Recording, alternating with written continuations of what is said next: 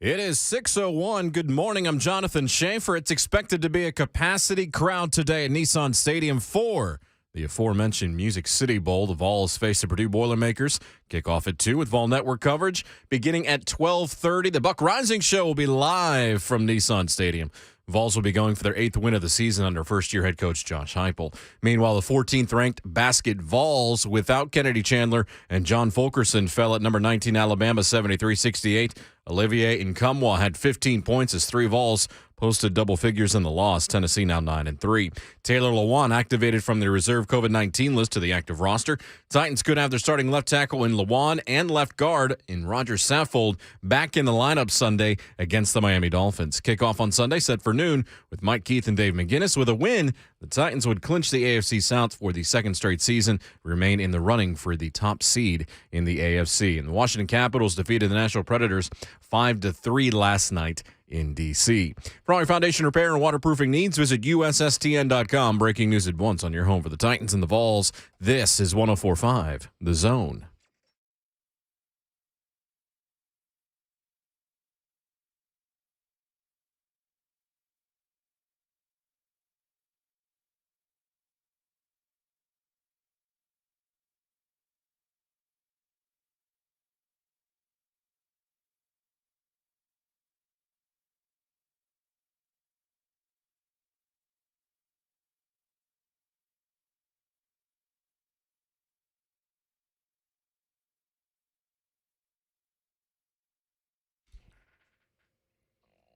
What's happening? Welcome in.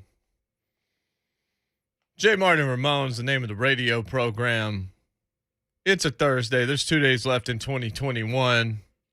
I've now had a double shot of espresso and a nitro cold brew on a 15-minute drive into the studio, and I walked in here wooing like Ric Flair. Moan, you're missing it. Jason has already chosen all of the Oh, violence. yeah. Wow. Today's the day, baby. Woo! What brought this on? I don't know.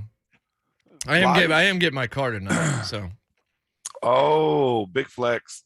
No. Got to have a car that's not beating a door where I can't open it. Big flex, Jay. It's cool. It's all right to say that, man. Just say you want to start on us coming into the new year. That's okay. That's an okay thing to say. I was thinking about this, and that's 11-year NFL veteran Vol for life, Ramon Foster, still at home. How you feeling, big man? Man, I feel good. Of course, the cough is the only thing that really that you question. So everything else is fine to go. Well, that's good. How's Keisha doing? Everybody else doing all right? Yeah, she feels normal. She's looking at me sideways now when I cough. So did she have the cough or anything?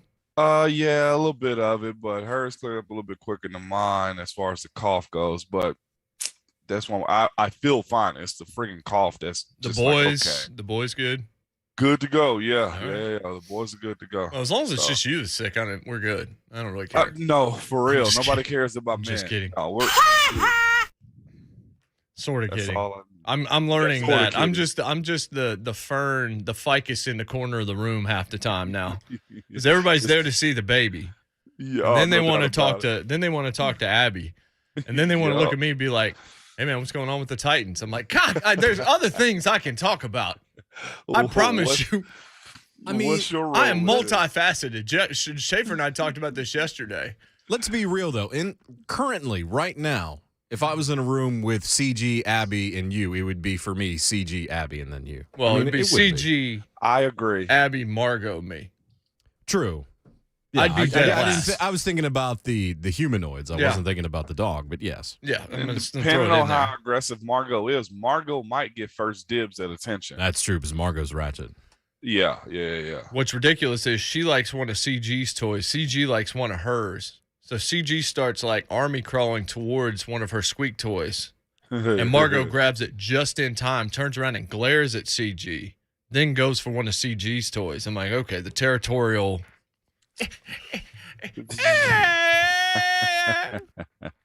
There are some issues. We're on Twitter at JMart Ramon. A lot of footballs played yesterday in college. I watched some of it. I watched the Cheez-It Bowl.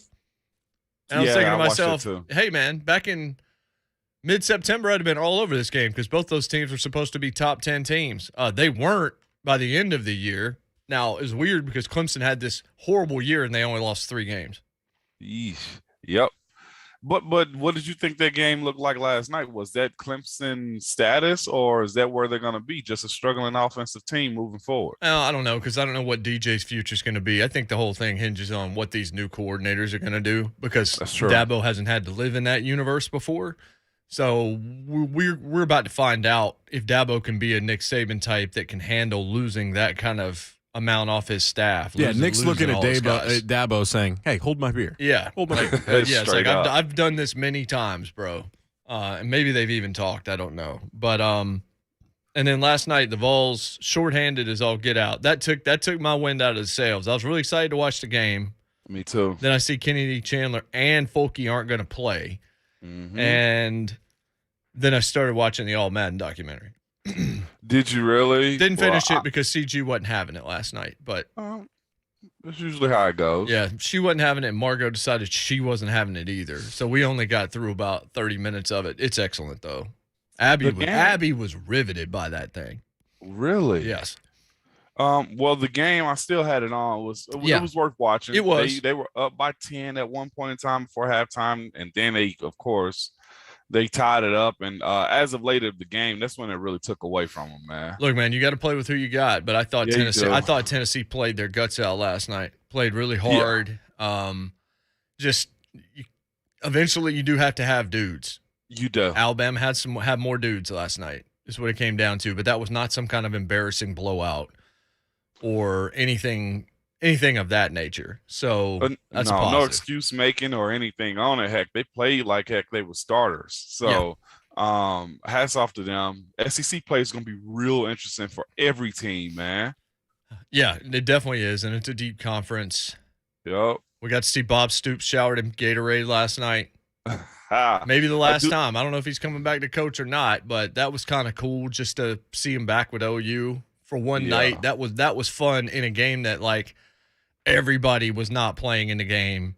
Yeah. Oregon had a quarterback that's not even part of the team. Like there was all sorts of weirdness going on in that game. That's the send-off that a coach would want to have right there, basically, is what you're saying. Could be. I mean, he's done well on TV. I think Bob Stoops has been pretty good on Fox. Yeah. And so he's got a nice cushy spot there if he wants, or if he wants to do the XFL thing, if indeed they actually come back and play football, which I still have my doubts about, then that'll be out there for him. Just to tell you what's coming up on our program today, Steve Palazzolo, Pro Football Focus, Bob Kessling, who will be on the call of the Music City Bowl a little bit later today here in Nashville. He will be with us, and Coach Mack will be with us, of course, as well. And we're definitely going to talk about Logan Ryan. In fact, we're probably going to get to it here in just we may wait until after the break because we're getting near to that point. But were you talking to Ron last night? A little bit. I was curious of his take on what he was seeing from the game. It broke while they were on air. Well, no, not the Logan thing. The game. I was like I said, we'll talk about the Logan thing on the other side because it's probably going to carry through the hour. About the game. No, he was just saying that they're playing lights out as far as what their availability was. He was just like, there's no excuse making, but Folke and Kennedy Chandler would have been a huge part of it. He wasn't saying a whole lot before because I think he was getting information about there maybe one or two guys popped, and he didn't think it was going to be a slaughter or nothing like that, but he knew it was going to be a tough sledding to try to get a dub up out of that, especially in Alabama too. I was actually, like I said, I was watching it as white noise for most of it until I realized, they're actually competing, So that was exciting to actually watch them be good. You know what I'm saying? And it's also one of those situations where it's like, well, with this team, they're going to go as far as the talent allows them. Like most, speaking the obvious, but they got a lot of it. The guys they had come in and play did the job. Scobie was still on this job, so I was actually pleased with what I saw from a team that was missing two really good studs. Coming up for the Vols, Ole Miss on the 5th at 6 p.m. and then at LSU, number 16. That's going to be January the 8th at 5. I imagine that's going to be a good one. Oh, no doubt about it. I mean, Ole Miss is 8-4, but LSU's pretty solid. Oh yeah, and they always are as of late, Yeah. especially man. That's gonna be it's has a. Lost Now I'm last gonna night, say of this, course. and you let me know. Is the SEC taking over the ACC when it comes to talent right now? Um, Overall the SEC. teams. I mean, we had Torres on, and I trust what he says about college basketball. I trust two guys. I mean, obviously, you trust your Andy Katz's, people like that, but like the two guys that are close to me that I trust on college basketball are Ron and Aaron Torres. Okay. And I think both of them are kind of in the same place where Torres says, look, the SEC is by far the deepest conference in the country. Wow. And it is. And I mean, look, I grew up in ACC territory on Tobacco Road.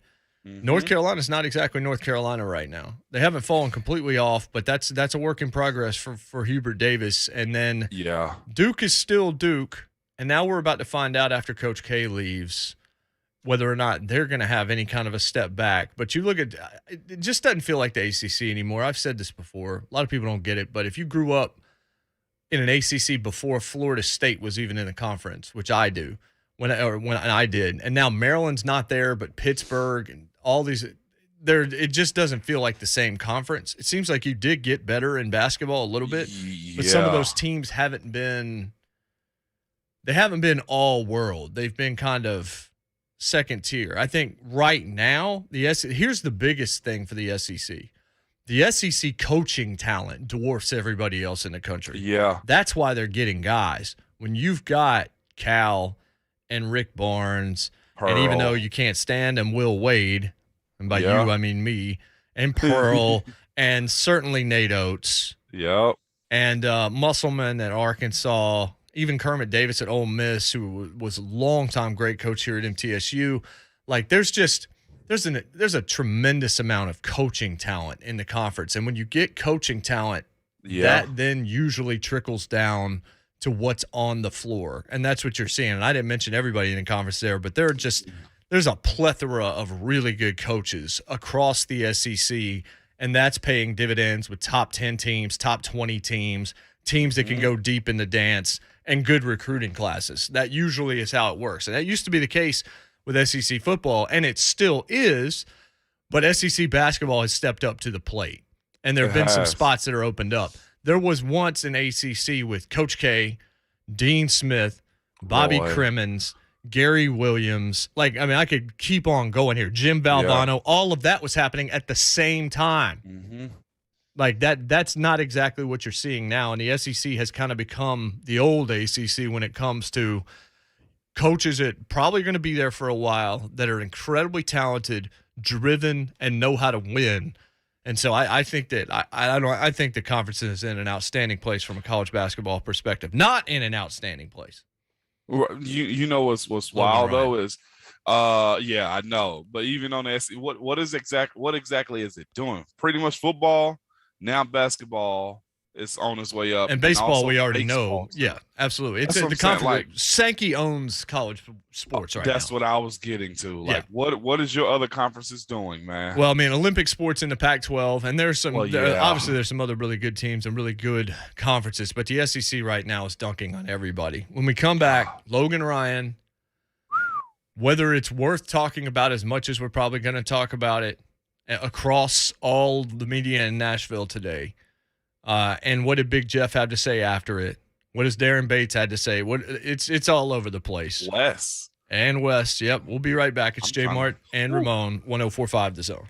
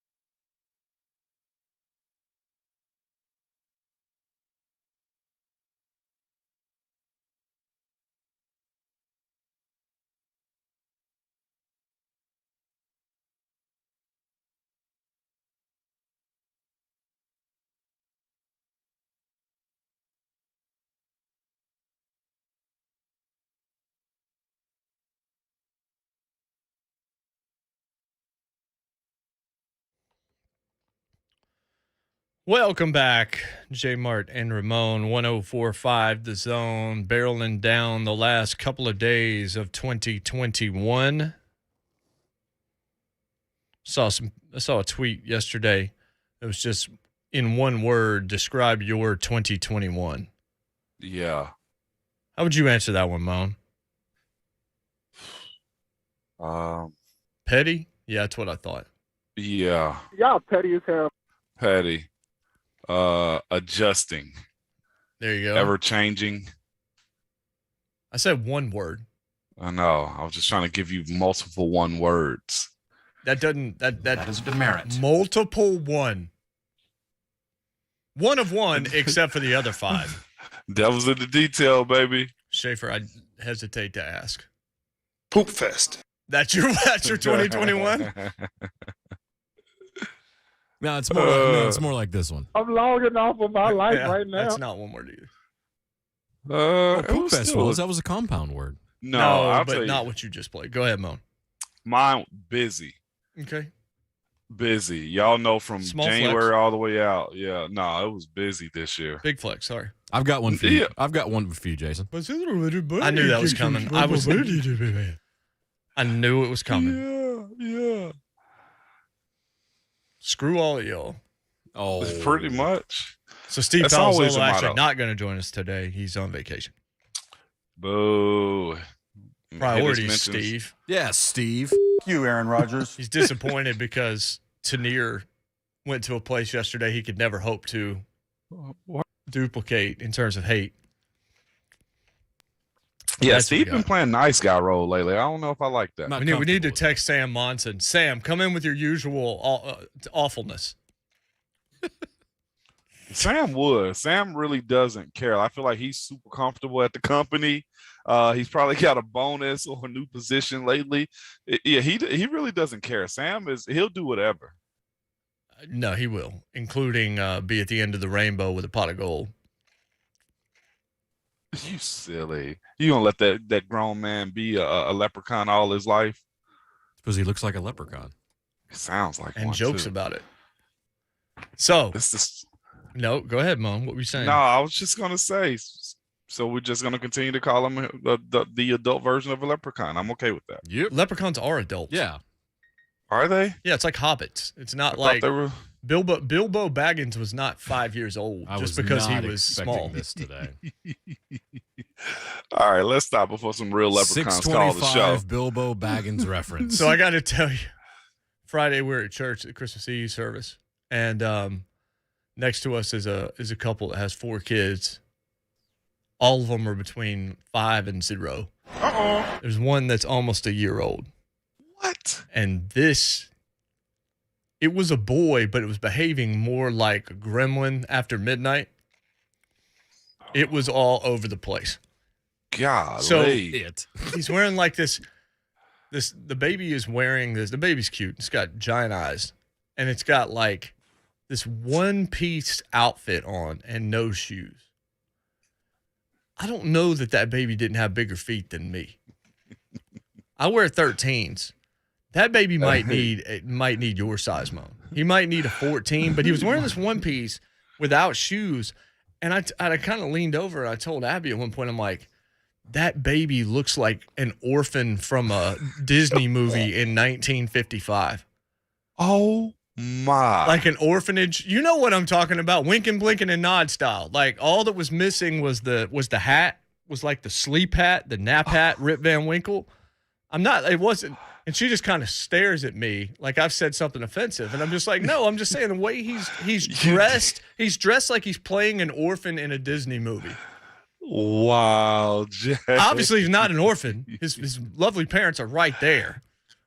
But he was cosplaying an orphan from 1950s Disney. His parents might not find you too lovely right now.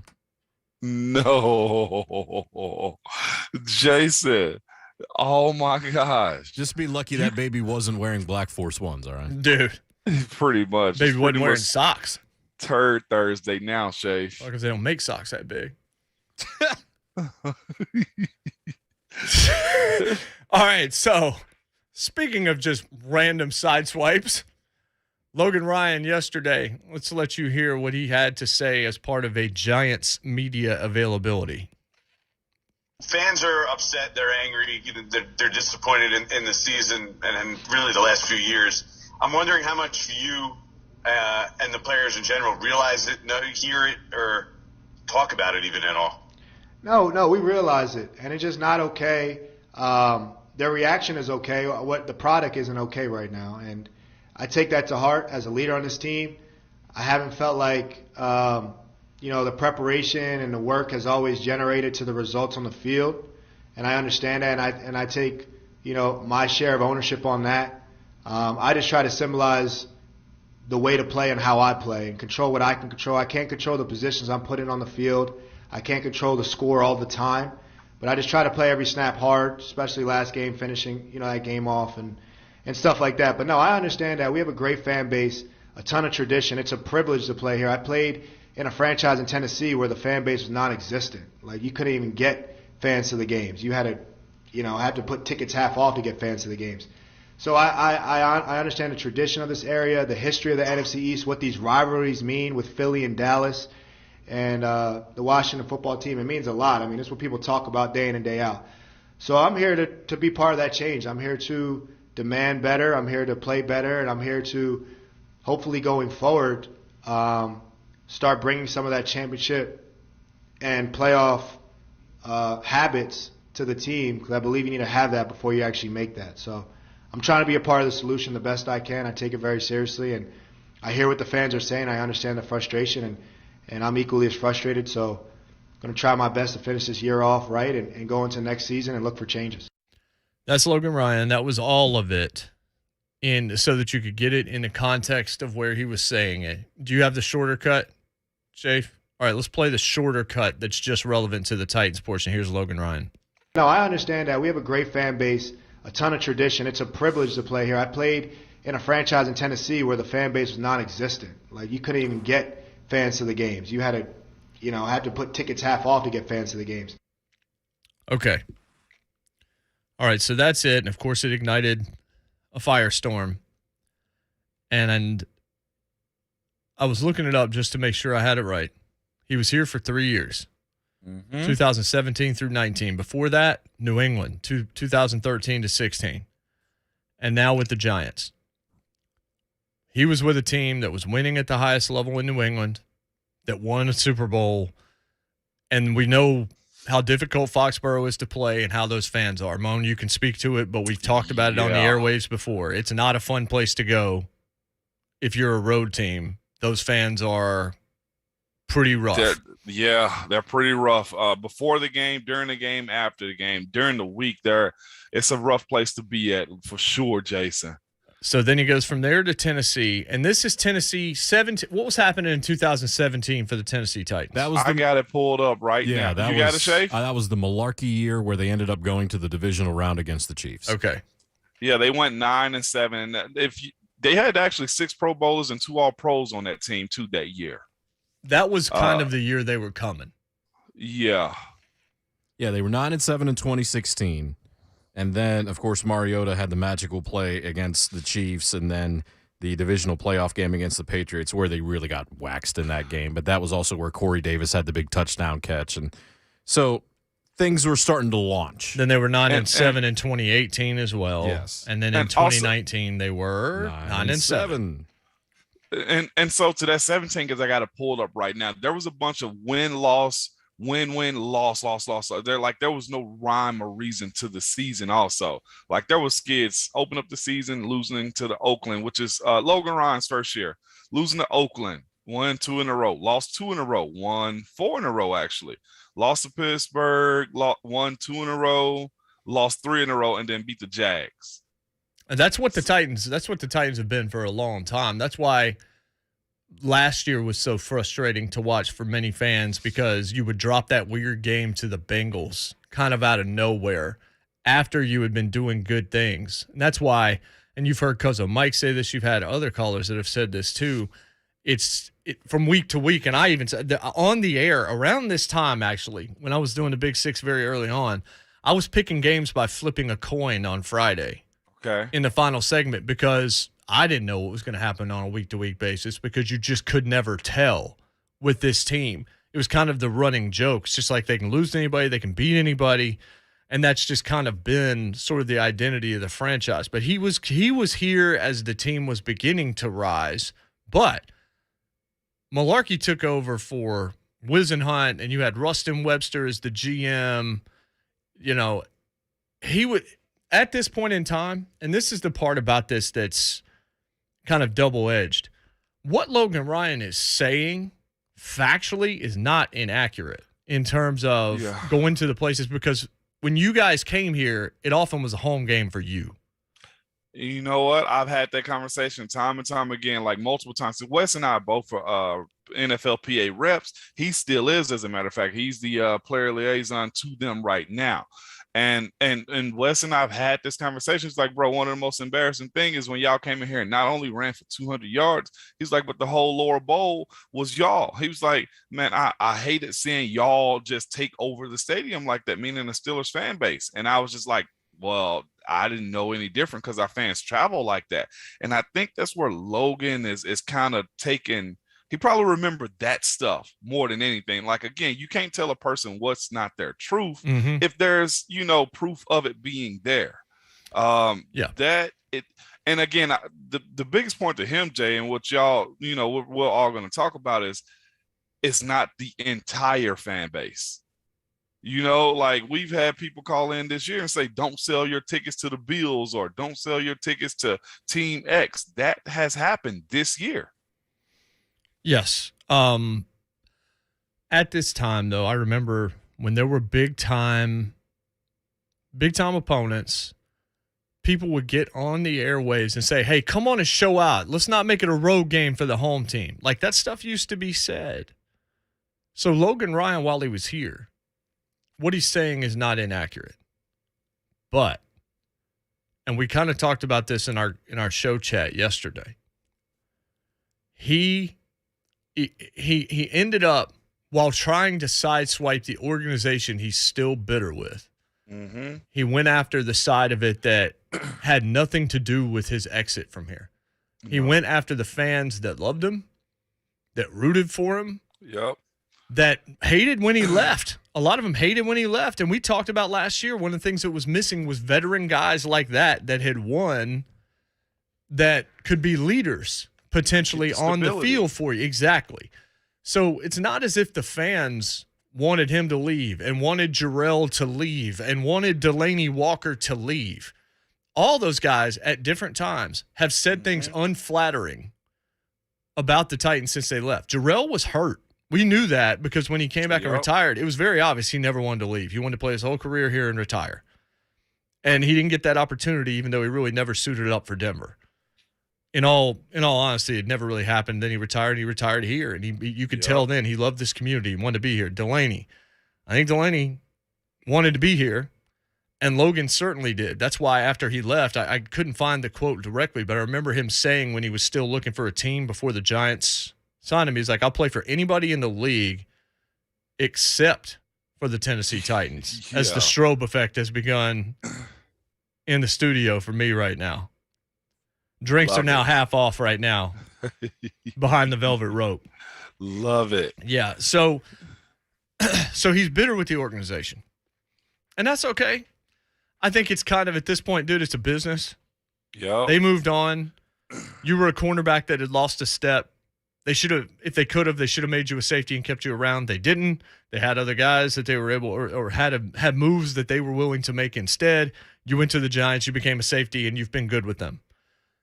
You got to let it go. I mean, most people don't get what they want, even in pro sports. Most people don't get to retire where they started if they play long and all this. You got lucky, Mom, but 11 years at the same team, especially at your position, that's just not a thing that happens all that much. So I think that's the first thing is we know he's bitter with the organization. Yeah. But the fans don't run the organization. The fans didn't pay your salary, nor did they make the decision to let you go. That has nothing to do with them. All they did was support your charity and listen to you when you were on our airwaves doing the Logan Ryan show and support everything that you were doing. And since you've left, as a matter of fact, watching your stats and talking about you in a positive sense.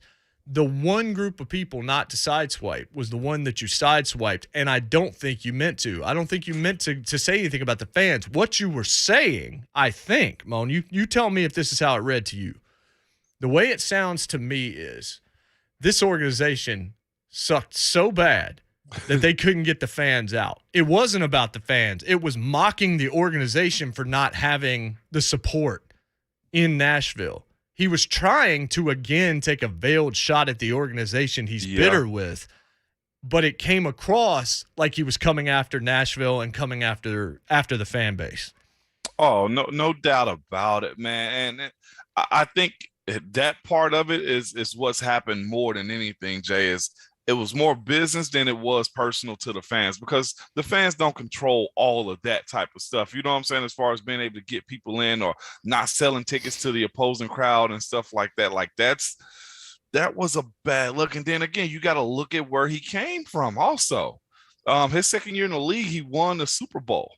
You know, like they lost in the AFC Championship. The year after they won the Super Bowl, they were back in the AFC Championship again, and then he won another Super Bowl. His records were from his rookie year, 12-4, 12-4 with a Super Bowl, 12-4 again, 14-2 with another Super Bowl.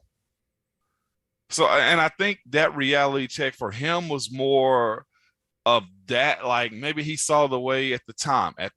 Now, I'm not minimizing the Titans organization, but I've heard that, you know, it was a little bit of a rocky ride trying to get everything on the same page with the players, fans, and everybody in the community, everybody involved. And Amy Adams-Strunk comes in, and Vrabel comes in, and John Robinson, and now you got a little bit of stability. He came from a very stable place, even after losing the AFC Championship game.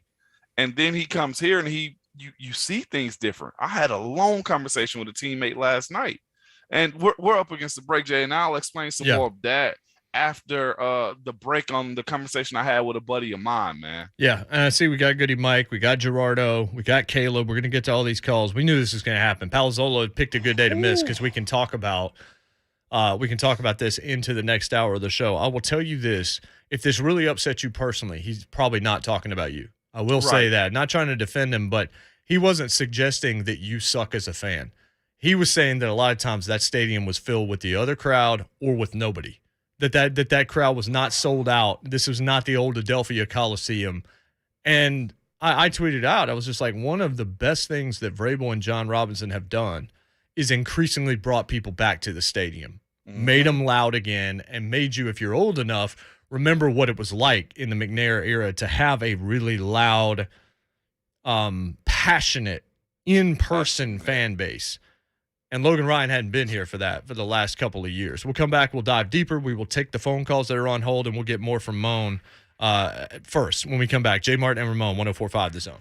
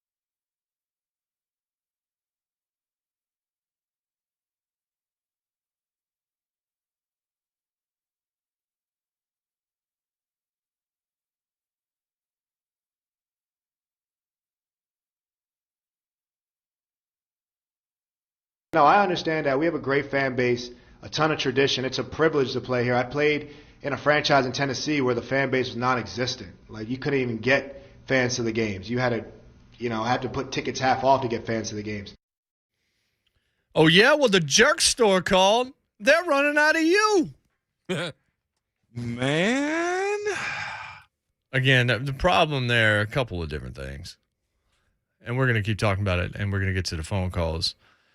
Big Jeff, for his part, 9 hours ago, tweeted, LOL, listen, I love you guys. Love how you guys be having Nissan rocking. Block out the noises, focus on being loud and getting this W Sunday against the Dolphins. Everything and everybody else is irrelevant. First off, well stated by Jeff. Very much Second so. off, Jeff definitely did not come from a Patriots crowd to a Titans crowd when the Titans were not exactly what they are right now. Just to say, Logan probably did have a bit of a shock going from a very loud situation in a crazy situation with New England where they had this culture established with Belichick and had won all these games to a Tennessee team that was still on the come up. That he was a part of that come up. He should take pride in the fact that the crowd is different now, because a lot of it does have to do with the era when he was here, especially towards the tail end of it. But I do think it probably would be different, Moan, if you went from Pittsburgh and the way it was at Heinz Field to, I don't know, just somebody that's really irrelevant in the league, or a team Jacksonville. Jacksonville would be a perfect example, even though Tennessee was better than Jacksonville. It would probably, you probably would be like, man, it is quiet here, because you were coming from one situation to another. And that's what happens. Like, I got buddies now that are on different teams, and what's so wild about them, they're not even on losing teams, and they'll say some of the similar stuff like, man, you ought to see this fan base here. It's just weird, the expectations, or they don't support, like being at a place like New England for Logan Ryan, where they were champions 2 times over in his 4-year career there. He's probably looking at that and expecting the same thing in Tennessee, because he's coming in as the champ. You wanted me in free agency. I'm the guy that you guys said, hey, yes, let's be a part of this change here. And then you don't even support the fact that I'm a free agent that's signed here, and you can't even fill out the stands. I've had guys come from, let's say, a Cincinnati to Pittsburgh.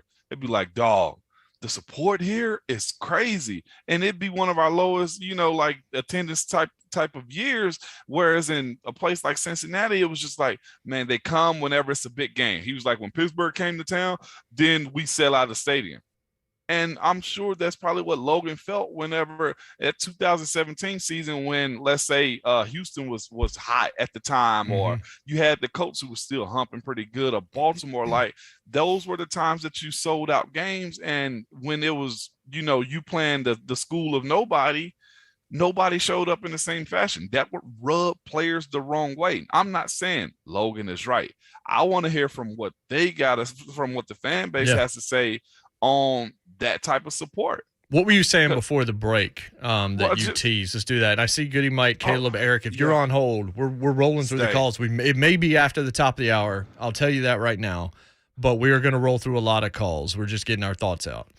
Just talking to a buddy of mine, and he's on a pretty good team, and he was just like, man, that place he's at now has broken him.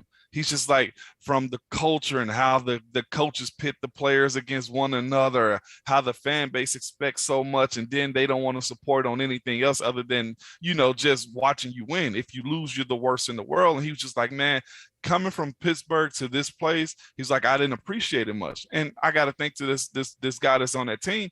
We won a lot. So, and then the fan base was consistent. I was talking to somebody yesterday, and he was just like, it takes a while to build up that consistency. And there's also this too, from a fan's perspective. They want to get the big championship. If you get the big championship, I think that turnover pushes you to that expectation of support. The buddy of mine I was talking to yesterday was just like, he don't know if he even want to play anymore as far as dealing with the fan base. And they're winning. You know what I'm saying? So it's not saying that they're bad. It's just there's an expectation of fans that's been winning for a long time. This franchise here is getting to that point. And I think we all got to be real about what we're seeing and what's happening also. I've even heard people say, well, it wasn't that way in 2014. Like, those conversations come out. 2014 wasn't that long ago. No, it As wasn't. far as support, as far as winning traditions, Vrabel has really like cut off the hand and said, we're not looking like that old team no more. And That's he's right. done a really good job at it. Yeah. Logan Ryan still was catching the straight bullets of 2014 type seasons. Yeah. Like I said, Wes has told me numerous times, Mom, I hated when y'all came to Nissan. He was, or LP Field at the time. He was like, because y'all fans, their offense, the Titans offense will have to go on silent count at home. Go back and look at how many other times when the Texans may have came in, when the Bills may have came in. If your home team has ever had to go on the silent count as an offense, that's never acceptable. I remember Buffalo. I remember Buffalo happened a lot. Yeah. Pittsburgh happened a lot. I think Dallas came here Chicago once 4 or 5 years ago, and it was just like, who's the home team here? Like that's what. And look, Predators fans out there with your closets full of yellow.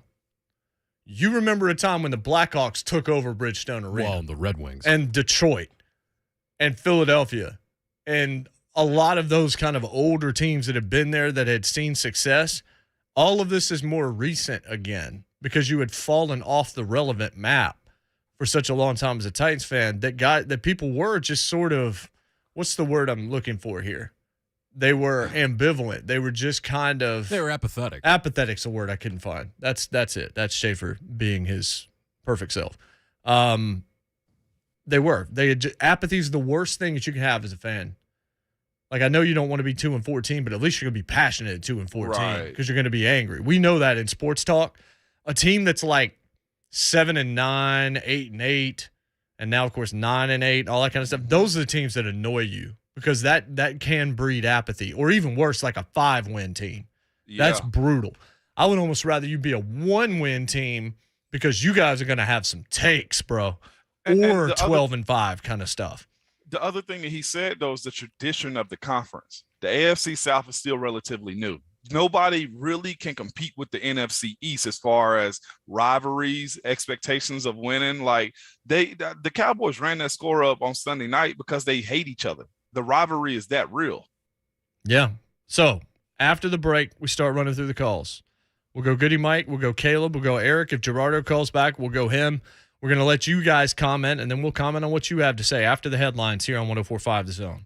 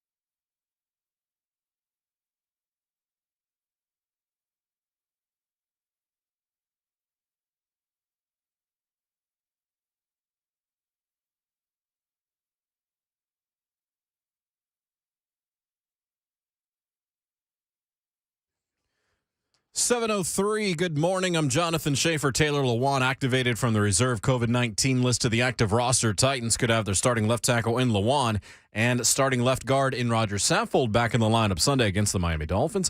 Kickoff on Sunday set for noon with Mike Keith and Dave McGinnis. With a win, Titans would clinch the AFC South for the second straight season and remain in the running for the top seed in the AFC. As just mentioned, Music City Bowl today, expected to be a capacity crowd at Nissan Stadium. Vols, Boilermakers, kickoff at 2. Vol Network coverage beginning at 12:30. Buck Rising Show live from Nissan Stadium starting at 10. We will have the voice of the Vols and Bob Kessling joining us at 8:20 today on JMart and Ramon. Vols going for their 8th win of the season under first-year head coach Josh Heupel. Meanwhile, the 14th-ranked Basket Vols without Kennedy Chandler and John Fulkerson fell at number 19 Alabama late last night, 73-68. Vols now 9-3 on the season. And the Washington Capitals defeated the Nashville Predators 5-3 last night in D.C. Preds rallied from a 3-0 deficit to tie it before the Caps added a late shorthanded goal and an empty netter. For all your foundation repair and waterproofing needs, visit USSTN.com. Breaking news at once on your home for the Titans and the Vols. This is 104.5 The Zone.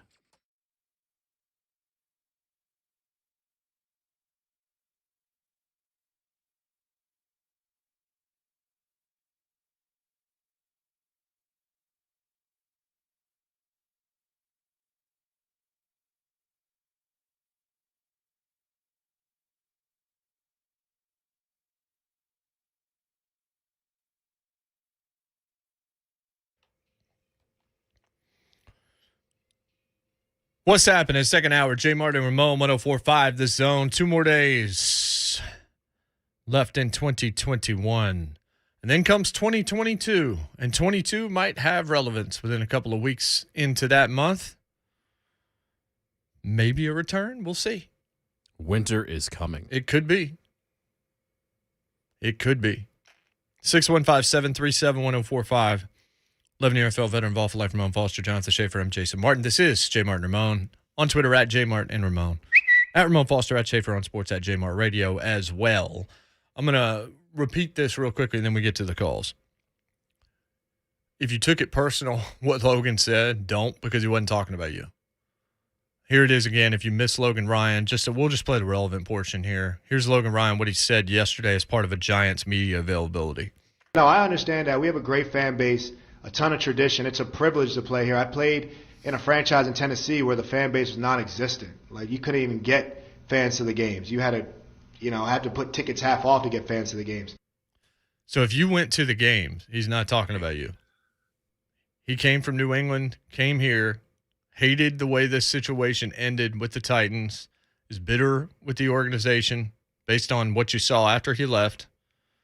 And as he was trying to take another random sideswipe, and I think the biggest thing was, if you listen to the whole thing, which we did play in the first hour, it had no relevance to the Titans. Like, he had no reason to talk about that at all. It was like he couldn't stop talking. Like, sometimes you just say too much when you should just stop talking and just kind of quiet down. And instead, as he was trying to, hey, I'm not talking about you guys here in New York, you fans. We haven't performed. I'm not, hey, don't get it twisted because he's in New York. He ends up taking a swipe. And instead of swiping the organization, which is much closer to the truth, he ends up sounding like he's going after the fans. But if you've been there and you're a season ticket holder to PSL and all this, he wasn't talking about you. He was talking about a stadium that couldn't get filled on a regular basis after being in New England, which is a sellout for how many years in a row probably? It's probably been a long time since they haven't been sold out, at least in the Brady era, which was the entire time that he played there. So that's just – you can be upset with what he said. Just know that he wasn't talking about every individual fan. And also know that's not to defend him. No, not at all. That's just to add context to the situation. No, not at all. I think what he said was boneheaded and erroneous and didn't do him any favors and didn't make any sense within the context of what he was talking about. It was just disappointing. Very He disappointing. could have smoothed it over a whole lot better than what he said. Like, he could have made that point by saying, stay loyal.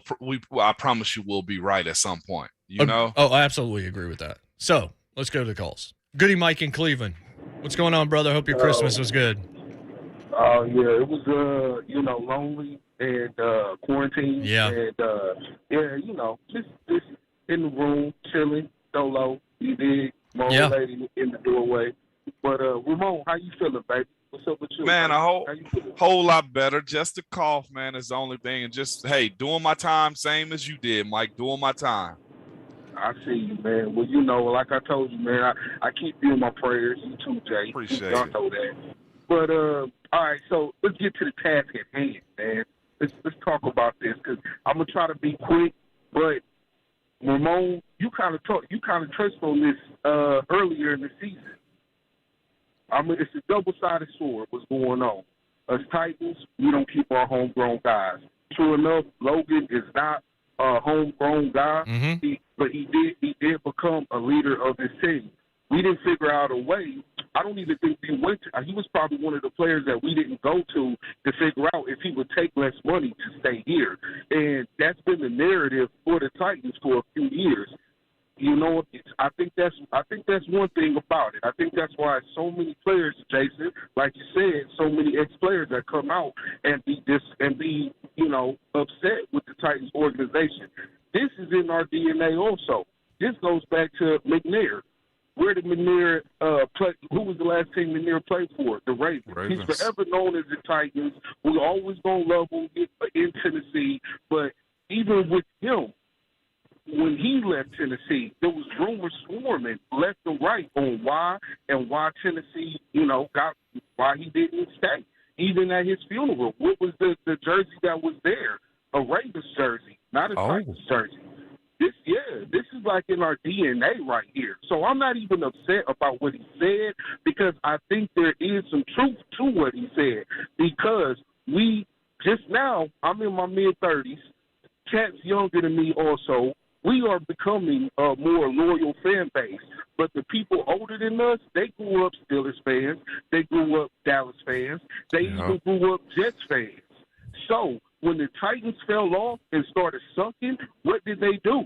They started paying back. They started being loyal to the fan base they grew up with and being loyal to the teams that their fathers was a fan of. I remember when Brett Favre came, we were 10-0. I think we were 10-0, and Brett Favre came with the Jets to Tennessee. And there was a lot of old Jets fans that was excited to see, one, Brett Favre, and two, the Jets in Tennessee. So, I mean, this is something where I'm constantly harping on, we got winners, we need loyalty. So let's stay loyal. Let's stay rocking out, this two-tone blue. They know not to mess with us on Twitter. You know what I'm saying? Titans Twitter go hard. And that's what we're going to keep on doing, baby. So tighten up and gas pedal. Forget the Dolphins. They're going to drown. I'm out. All right, Mike. Tighten up! Gas pedal! Let's get to Gerardo's call before we get to the break. Put a pin in what Mike said because I know Shafe said something into my ear. You couldn't hear it, Moan, since you're not here this week. That we might want to discuss in a little bit more detail coming out of Mike's call. Let's go to Gerardo and Amarillo. What's going on, Gerardo? Hope your Christmas is good. It was good, man. I appreciate it. Hope y'all too. Hope you're feeling better, Ron. I heard that you're doing good. So, Ramon. Yep. Appreciate it. Yes. What Mike said is pretty much dead on, dude. It's a little bit of truth serum to it. The thing is, man, when it comes to sports, what's fans short for? Fanatic. We're very territorial when it comes to our deal, man. It can be the smallest thing, pettiest thing. Like I said, it's not specifically the whole fan base is general. It's just a general term. And man, I'm over here in Amarillo, and I felt attacked. You know what I mean? I'm like, my finances don't allow me to go there like every weekend. There's a lot of fans out there, man. They're able to go every weekend, you know what I mean? Talking about PSO holders, people from out of town that are able to go. It's just a very territorial deal. I think that's why we feel so triggered as a fan base. But also, it's just like the term that you guys keep saying, a double-edged sword. That goes to show, that tells me how salty Logan is. The fact that that tells me he would want to be in Tennessee, man. He could have phrased, like I would have flipped the script on it. I would have been like, man, I was part of the reason that fan base is the way it is now. I mean, you put yourself in his shoes. You get why he said what he said, because he did come from a fan base in Foxborough that's, it's rocking 24/7 in that time. Like that, they live and breathe Patriots football. Of course, subconsciously he can't help but relate it to the situation he was when he was there to how it is in Nashville, right? I mean, Nashville, it's a multi-attraction city, man. Like people, if you don't, there's not a Titans game, you can find any other thing to do in that city, right? Mm-hmm. When you're living there. So I get where he's coming from. There's true center, and then like Mike said, it's within the Titans DNA, unfortunately, to have some players that leave and they can be big name players. Rest in peace, like great Steve McNair, like point in case he nailed it on the head, man. But I think it's just we're wired as a fan base. It could be the smallest fan base, man. We're a small market fan base, but there are so many more fans out. I've noticed for the Titans organization that are not homegrown. You see all the. I'm part of this little. I don't know if y'all seen it on their social media. It's the Titans Mexico fan page. There's guys that would kill to be able to go to that game every Sunday, man. It's just. You get what I'm trying to say? Yeah, absolutely. Yeah. No. Yeah, it makes all the sense in the world, Jordan. I'm pushing on hold just because we need to get to break. But your point's well taken. I mean, this city has become very much a transplant city. A lot of transplants come with the teams they already root for. Yeah. And that has an effect. But on the flip side, it's a transplant out city too, because a lot of people have left here and gone to do other things. And then, of course, it's a Houston team that ended up coming here. And so you have fans that still live down there, like our guy James Rode, right, from Psych. That's a big time. Yeah. That was a big time Oilers fan that now loves the Titans. But there's a lot of folks that don't live close enough to come to the games, and there's unique challenges to this city because it's become such a cultural mecca, and so many people have flocked here, and they've brought with them whatever they already had. In a lot of cases, that's fandom. I mean, I'm one of them. Mm-hmm. I'm a transplant. I'm a Denver Broncos fan. I'm a Pittsburgh Penguins fan. I'm an Atlanta Braves fan. Like, Braves, pretty standard around here, but a lot of the other stuff is not, because I grew up in an area that didn't have pro sports teams, so I had to just pick them based on what worked for me as a kid. And that didn't change. I can't just throw my Broncos fandom to the side because I moved here. That's one of the reasons why I thought the baseball team might have a struggle, because I'm not going to not be a Braves fan if Nashville gets a baseball team. Not going to root against them necessarily, but I think that's part of it. So good point by Gerardo. I did not know about the Titans Mexico group. You learn something new every day. That's pretty awesome. Caleb and Eric, we get to your calls first after the break. If you want to join them, 615-737-1045. Somebody tweeted us, by the way, and said, I'm not sure I know who you're talking about, meaning Logan Ryan. Y'all petty as hell. We'll be right back. JMart Ramon, 1045 The Zone.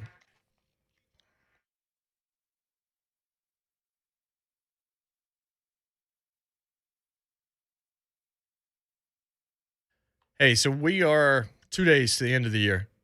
So the New Year's resolutions that you have, I don't know how long they lasted, but if one of them was buying a home and you haven't done that yet, probably not going to get it done by the end of the year. But I can promise you can get it done early in 2022 if you call Mortgage Investors Group, if you get in touch with those guys, if you check out the website, if you get ahead of all the other buyers by getting pre-qualified, you will find the dream home that you're looking for, whether it's your first home. And if it is, you should not look anywhere other than Mortgage Investors Group to make sure that you're taken care of from step one to step last.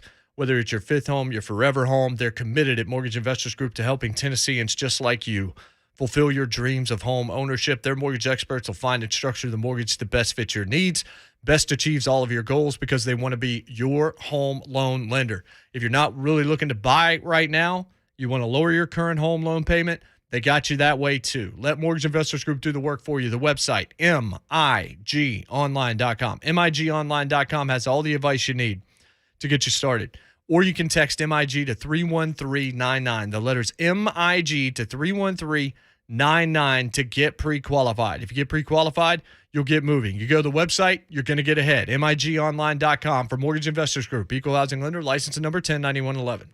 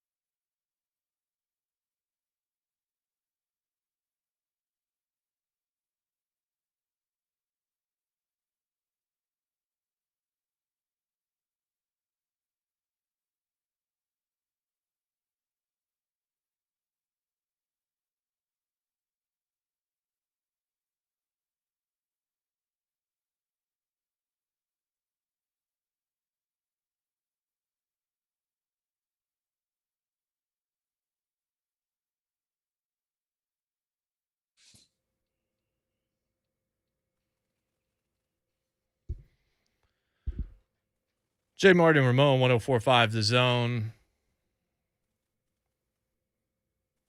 Darren Bates said a couple of different things. At first, he was like, what are you saying, Titans fans? And then he said that bleep was unnecessary when you read the entire thing. Why, bruh? Laughing emoji. Yeah, what? I think that's the word. I had a couple people say that to me yesterday. I agree. It's unnecessary. It was called a stray. Logan Ryan didn't need to invoke the Titans, certainly didn't need to invoke the fans while trying to explain why the Giants suck. We all know why they suck.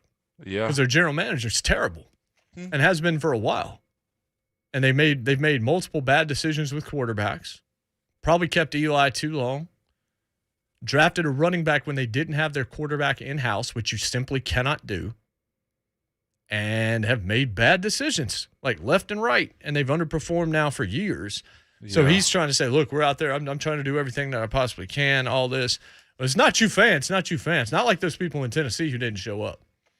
That's where he stepped in it, because I think he just tried to say too much. Yeah. And he still hates the way that he left this place. And I bet you it hasn't escaped him that this team has a shot at the number 1 seed in the AFC. And he's not going to be playing into January. He's not a part of it. Yeah, it was just really, really insanely just free spraying the crowd is what he did right there. And if you're upset, I fully understand it also. But like we said before, and talking about Logan Ryan and his comments, is he came from New England. He actually came from a Super Bowl that year in free agency. And I'm sure it was a little bit of an eye-opener as far as support. I'm sure it was a little bit of an eye-opener as far as, what's the winning standard is. And up until recently, that's what has changed. Mm-hmm. I don't want to minimize your feelings or anything behind that as a fan of the Tennessee Titans, but God, I can only imagine what he's thinking this morning. It'd be interesting to see if he kind of clears it up later on this evening, Jay. Yeah, I kind of think he probably there's not even a need. You're not going to win anybody back over now. Just kind of forget that you say it and just move on from it. It's probably what you need to do. Like, you don't need to bring more attention to it because everybody already saw it. Your apology is not going to be accepted by the people that felt personally aggrieved by it. That would be my thing, is if you bring it back up, you're just putting it back into the cycle. Usually everything's out of the news cycle within 24 hours, unless you're Urban Meyer, at which point you then blame the players for being fragile and the coaches for being fragile as to why it didn't work in Jacksonville. Caleb in Hendersonville. Caleb, what's up? Oh, what's going on, fellas? Hope you guys had a Merry Christmas. Yeah, you too. I think there's two realities about the Titans fan base that I think everybody needs to marinate on just a little bit. The first one Mike touched on. It's a relatively young team, speaking as far as a fan base. So, you're just now getting the kids who went with their fathers are just now getting old enough to purchase tickets, to be season ticket holders, and they're just now getting their kids there. So I think having the expectation of having a Buffalo crowd or Cleveland or 12th Man or Kansas City. So, I'm a Mafia member. I'm a Bills fan, born and raised in Tennessee, but they weren't around, when I became a football fan. But if you go up there, you'll meet people my age. I'm almost 40. They'll be there with their kids. Their great-grandparents own those seats, So, I think that part of it, which, there's hope in that, a lot of that comes with time. I think the second one, I don't know if there's a whole lot you'll be able to do about this one. Nashville is an awesome city. It's an awesome city. Everybody wants to come to this game. I'm on the Mafia message board. Anytime Tennessee is on there as an away game, there's 30,000, 40,000 people saying, yeah, let's go to Nashville. So, on the flip side of that, you see those crowds in Buffalo, Cleveland, Kansas City. Ain't nobody trying to go to Buffalo to watch a football game. You're not going to get 30,000 people say, hey, let's go to Buffalo in December for an away game. There's more snowmen than Bachelorette. So, I think that's just that's part of having such a cool place we all live in, such a good city. I don't know if that part of it will ever go away totally, but I think that's kind of a trade-off, for what we do have. So, but I hope you guys have a happy New Year, man. Thank you. All right, Kel, appreciate it. Thanks. What do you think of that, Mo? He's not wrong. Mm-hmm. I mean, we brag about how everybody wants to come to Nashville.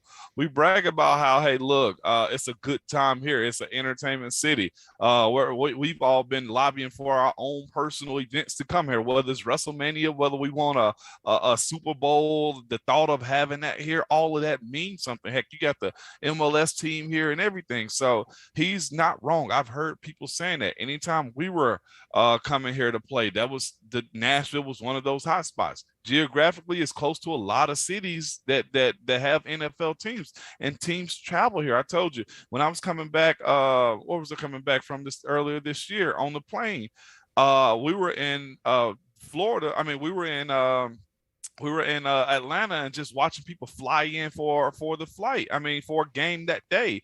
So it's a lot of people that happens here in Nashville. It just sucks though, and I kind of almost want to get to Mike's point at some time too, Jay, as far as keeping guys and having your guys. And I'll be honest with you, Logan played here, but Logan, I think, is forever going to be a New England Patriot. Depending on how long he plays with the Giants, he's going to be a Northeast type of guy. He didn't really do a whole lot of things here as far as the time. I know he got you to the AFC Championship in 19, but let's be real. He's been there before and actually won two of them and got 2 Super Bowl rings behind it. He's etched to me, I think he's more etched as a doggone New England Patriot than he is a Titan. He shouldn't have put it in his script or his words yesterday to say that it was non-existent. That you cannot do. You can't go against the fan base. If you hated the business dealings of John Robinson when it was your time to have that conversation, because I don't even know if John Robinson was the guy that signed him. Was he the GM that signed him? Yes, he was. Yeah. Yep. He was? Yeah, because that was the great Patriots exodus. It's like, here comes Logan, Malcolm Butler. Dion. Malcolm Butler. Yes. Malcolm Butler. Yes. It just didn't work out. If anything, take a shot at John Robinson. The fans, you can't go against them. That's a hard battle to win, man. That's the same. Think about LeJuan this year when he spoke about the fans booing. No, they're owed a certain respect. Now, does it cross lines sometimes? Yes, it does. Mm-hmm. But there was a way to say it. And okay, so let me play devil's advocate real quick too. When he said he understands what the fan base expectations are, that's because, again, the history of these fan bases that he's playing for. Again, the NFC East has been around for a very long time. Every single one of those teams in the NFC East has won a Super Bowl. So he understands that, look, he's in a big market in New York, New Jersey, wherever you want to say his team is at.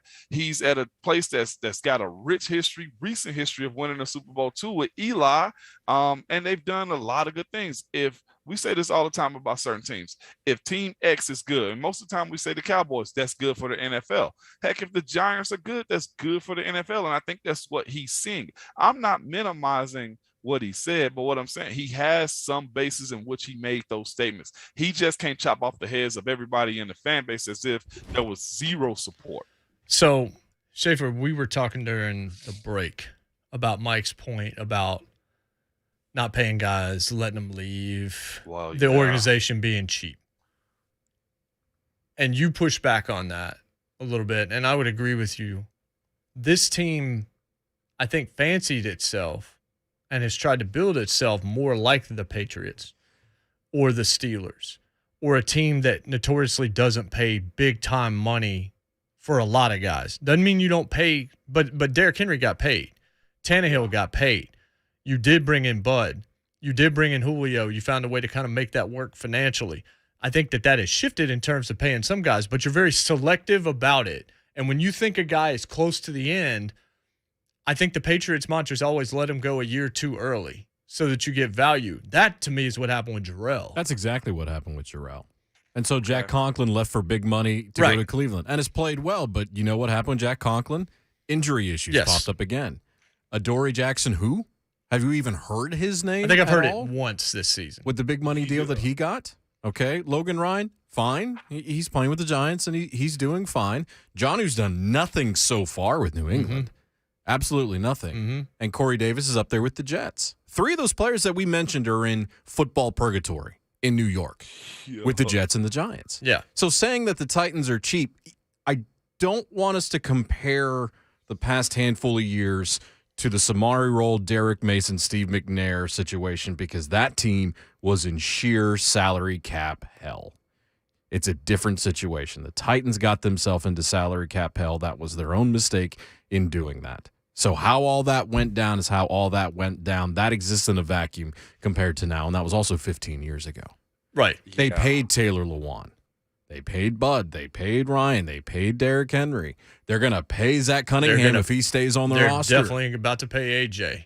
They're Big probably going to be paying. They're going to be paying Jeff. And just look at some of these other guys in terms of, well, we don't always keep our young guys. Okay, there are players that don't get second contracts. There's also players in Pittsburgh and everywhere else that don't get second contracts. Christian Fulton's going to get a second contract. A.J. Brown's probably going to get a second contract. Big Jeff's going to get a second contract. So this narrative that has existed for years and years and years, and I get part of the stereotype because it was tied in with Bud Adams and the facility and game day experience. I understand where it came from. Yeah. But this narrative that existed that the Titans don't pay and they don't pay to compete is just not true. But the other part of that, though, Shafe, is this. All of this stuff is 5 years of recent history, you know? Oh, no question. So it's taking time to actually get that point to where, like you said, you got you got second contract in-house guys that are still on the roster. You know, we talked about this last offseason. By the way, Kevin Byard got paid too. Kevin Byard got paid. Yeah. Yep, and Byard that's a homegrown talent. Yes. He is. And all of this is new, and you got to build up on that. And I think y'all are right. If that's what you said on the break, was they're trying to create those type of cultures. Getting a lot out of free agent guys, like Naquan, you know what I'm saying? Getting a lot out of Tier Tarts, those type of guys, and building up with your superstar guys to where you got a top and bottom roster, you know? Well, here's another part to this, Ramon, Harold Landry, his deal's going to come up. And I don't know how that one's going to go. I don't know how that's going to go either. Looks like we think it's going to be a franchise. That's what I would think, yeah. But with the Titans talking about 6 straight winning seasons, that's nothing to scoff at, especially this organization. No. Not at all. By the way, in 2017, Tennessee was 19th in attendance in the NFL. What's funny is the Giants were 21st. Sheesh. Just to put it out there. Now 19th, that means who was coming through the turnstiles. Doesn't mean it was full of Titans fans. That point, you can't figure that out. I don't know how many fans were yours and how many fans were theirs. Right. If you want to look at it that way. But Tennessee had more people. 95% of the stadium was filled that season in 2017 compared to 93.6 for the Giants in 2017. Let's go to 2018 in real time and see what happened that year. Tennessee 24th that year. The Giants were 25th. They were both 93.3%, so it was basically a tie. And then 2019, which would have been his last season, Tennessee was 24th, exactly where they were the year before. And that year, the Giants dropped to 29th because, again, Gettleman has destroyed that franchise. And that's what happens. It's even proven out with the Giants. The Giants should be sold out all the time. Mm-hmm. Like, that should be a constant sellout. And the fact that it's not indicates mismanagement. And that's where you look at it and you're like, well, Tennessee was not being managed particularly well there for a while. So they've been on the come up.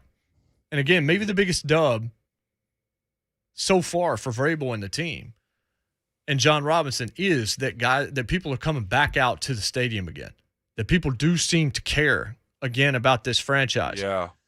Tennessee 12th last year. By the way, this is going to sound a little silly, but Ramon's going to understand this. There have been times where the Titans fan base, when this offense has struggled or a certain phase of the game has struggled, where the Titans have gotten booed. Oh, for sure. And I've had this perspective when it's come to that. Now, if you want to boo, you can do whatever you want. It's not my thing. If you want to boo, fine. I don't care because you paid for the ticket. Do what you want. The fact that they'd be booing that offense when they weren't meeting the fans' expectations, in my opinion, showed growth within the fan base in that the expectations are being lifted up. Yeah, mediocre wasn't good enough anymore. 9 and 7's great. Now we want 11. Right. Now we want 12. Now we want an AFC championship. And to Taylor Lewan, when you get paid like Taylor Lewan got paid and you talk as much as Taylor Lewan talks, that's why you get booed. Yeah. When the performance doesn't back up your bank account, you're probably going to get booed. And you probably should be like, you know what? Yeah, I might boo me right now, too. I probably should step it up. And Ramon, you can speak from experience. You were on a team and with a franchise that won a lot, and that's just a fact. That's not opinion. It's a fact. Y'all got booed from time to time. If you They got booed 2 weeks ago. Right. Yeah. In the Titans game, they were getting booed like crazy in the first half at Heinz Field. Yeah. Heck, we read the Jason Kelsey conversation. Remember? Heck, he said they got booed. That's a part of it. Heck, guess who's booed at games before? I've booed. You feel me? Like, that's a part of it. If I don't like it, heck, that's just part of the spirit of what's going on. And like y'all said, that shows the passion more than anything, man. So I don't see nothing wrong with it. Do you hate it? Like Logan said in his interview yesterday, be a part of the change. And you got to give Logan some credit here. Watching Darren Bates' Twitter, you can see that he's kind of backing Logan a little bit. And he's also saying, look, you can't say he's a failure, that the teams was bad. You went to the playoffs 2 of the 3 years that he was here.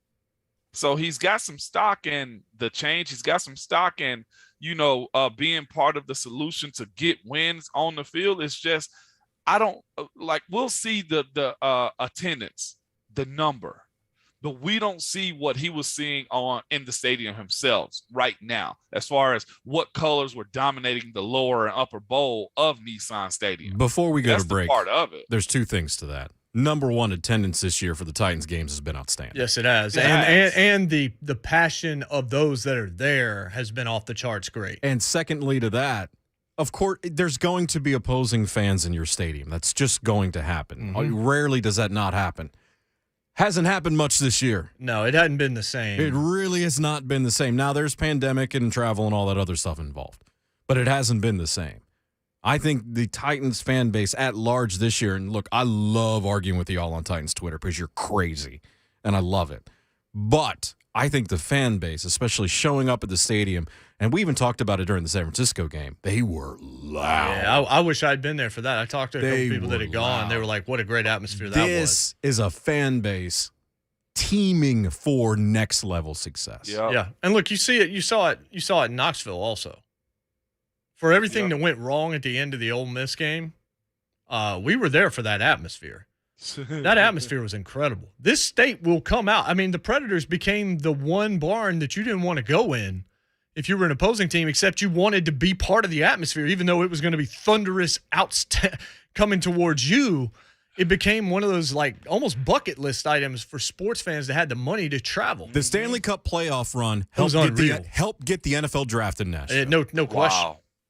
Absolutely no question. We'll come back and we're going to take Eric's call. We're going to take Andrew's call. We're going to take Charles's call. And NFL just released their players of the month. Who made it? We'll tell you. JMart Ramon, 104.5 The Zone.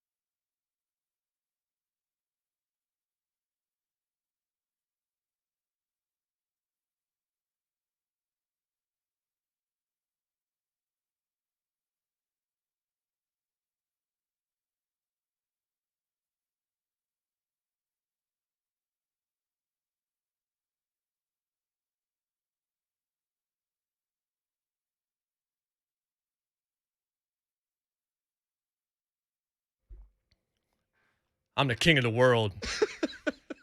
I have beaten the system. You thought you were going to beat me down. So you will not beat me down. So petty. Y'all petty as hell. Moan, tell me if this is wrong, or tell me if this is a side-eye situation. What happened? So I subscribed to Wall Street Journal. Yeah. And I was paying more than I wanted to pay. It hadn't gone to regular price. I was still on a deal, but not as good a deal. I had the mobile subscription, which meant I could use the app and the tablet, but I don't have access to the website. Yeah. And so they're doing a New Year's sale where they're giving all digital access for $4 a month. And I was paying twice that for less. And of course, when you're already a subscriber, you can't take advantage of new deals, but you can if you use a different email address. So I signed up under a different email address, called them and canceled mine. And now I'm getting that $4 a month. And you know what's going to happen next Christmas when they offer their next sale? A new email. My first email comes back into play. You know what happens a year after that? You know it, baby. I will not pay full price ever. Ever. For online paper. I am the victor. And to the victor go the spoils. Eric in Nashville. Eric, what's going on? Idiot. Hey, guys. What I'm about to say, I'm hopeful that, people are not going to get upset or mad from what I'm about to say, guys, because I don't want us to come across I'm taking shots at fans or taking shots at the organization or anything like that, because I love the Titans. In fact, I was a season ticket holder in 2000 and until the pandemic come, I hadn't been able to go to the games, and I've had health issues, and this Sunday is actually going to be the first time I'm back in that stadium since before the pandemic, so I'm real happy about that. Nice. But when the Tennessee Titans first came here, one of the things that everybody applauded about, and I did too, was that Jeff Fisher, Eddie George, Steve McNair, Frank Wycheck, and all the Titans organization, they were in the community, just out and about everywhere, just doing things all over the place. You turn around, you just see them everywhere. And because one of the things people were worried about was whether that stadium was set out when they first came in, which it did. And the first few years it was sold out. But then, of course, like I said, the whole salary cap issue and injuries and people retiring, people being let go and going to other teams, of course, it dipped.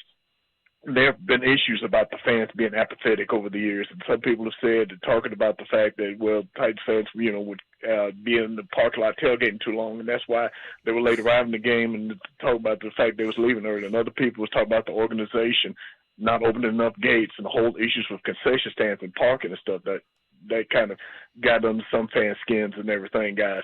And I've been at games where it's been the opposing fans, had a large number of people there with the Steelers and the Packers. I remember that game where DeMarco Murray ran for 75-yard touchdown game early, but there were tons of Packers fans there, guys.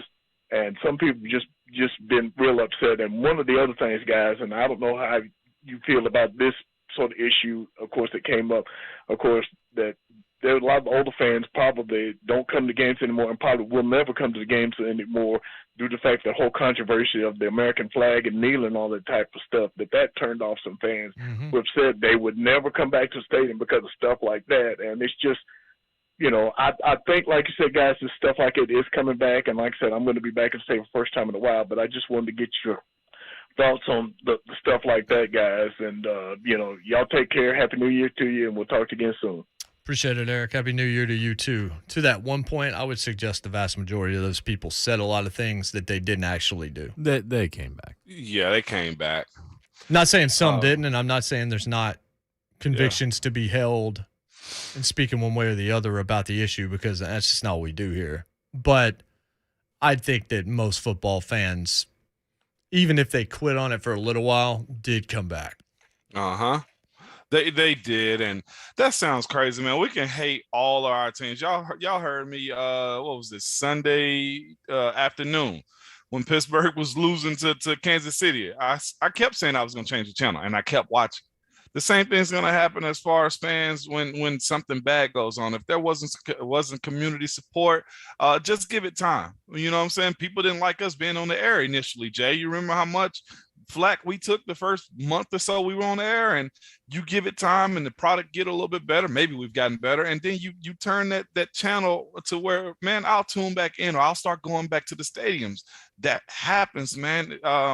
Most people long for that type of fanatic, you know what I'm saying? And that's going to be a big part of it. Those people are back for the most part. That stadium's been sold out and the support's been crazy inside of Nissan Stadium. So, like Jeffrey Simmons' tweet shows you where this fan base is. He's enjoying it. No question. Cousin Andrew, what's up, brother? Hey, what's going on, fellas? I got 2 quick points here about this Logan Ryan crap. Excuse me. Number one, look at the if he wants to talk about fan loyalty.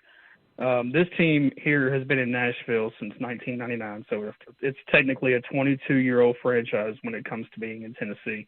Look at what Las Vegas Raiders are going through. The Raiders are one of the most historic organizations, and if you guys have watched any of their games, their stadium is crowded with other fans because it's a city that people want to go visit, and they're going to spend their weekends there. Nashville is the same. So when it comes to fan loyalty, you can't just look at the full stadiums. You have to look at everything around it. I'm going to tell you right now, I know social media is toxic, but if you just spend time looking and scrolling through Titans Twitter and Vols Twitter, Tennessee, and this has been said numerous times, Tennessee is one of the most loyal fan bases in the entire country. So I look at that, and that's point one. Point two is this. A lot of people that are considered veterans that have been let go from this team have said negative things about it, and quite frankly, I think it's because of the fact that they helped get this team to where it is now, and they're spiteful. Logan Ryan, I love him. Wesley Woodyard, loved Lumberjack, but he came on these airways and said some negative things about the organization. I think when it comes down to it, the guys just wanted to be a part of something special, and I feel like they don't feel like they're getting their flowers because of what they did to get this team where it is. But at the end of the day, guys, calling any team in Tennessee fan base unloyal is it's asking for it. It's ignorant, and it's quite frankly a lazy take because we are some of the most loyal fans in the entire country. So that's what I got, fellas. Y'all have a good New Year. See you. All right, you too, Andrew. That's really well said. I'll say this to that point about not getting their flowers and feeling like they were part of something. We'll get to the break. We'll get to Charles' call. If you want to call in and talk about this, 615-737-1045. Reminder, Bob Kessling will join us in 25 minutes. So I went to Western Kentucky, and there's now this awesome university center there. It was just barely there when I was a student. Now that thing is fancy. I know what I paid for with my tuition. I know what I paid for. I don't get to reap the benefits of that, but I have to go up there and see it, and then I have to be okay with the fact that the next generation of students there are getting to benefit from that, even though I paid for it and still was eating the random Papa John's that was there at the time. You can feel bitter about that if you want to. We all drink from wells that we didn't dig, including the next generation, too. So. Indeed. And how deep do I have to dig for you to pipe down? How deep I gotta dig for you to pipe down? More of your phone calls after the headlines, plus Bob Kessling, voice of the Tennessee Volunteers, next here at JMart and Ramon 104.5 The Zone.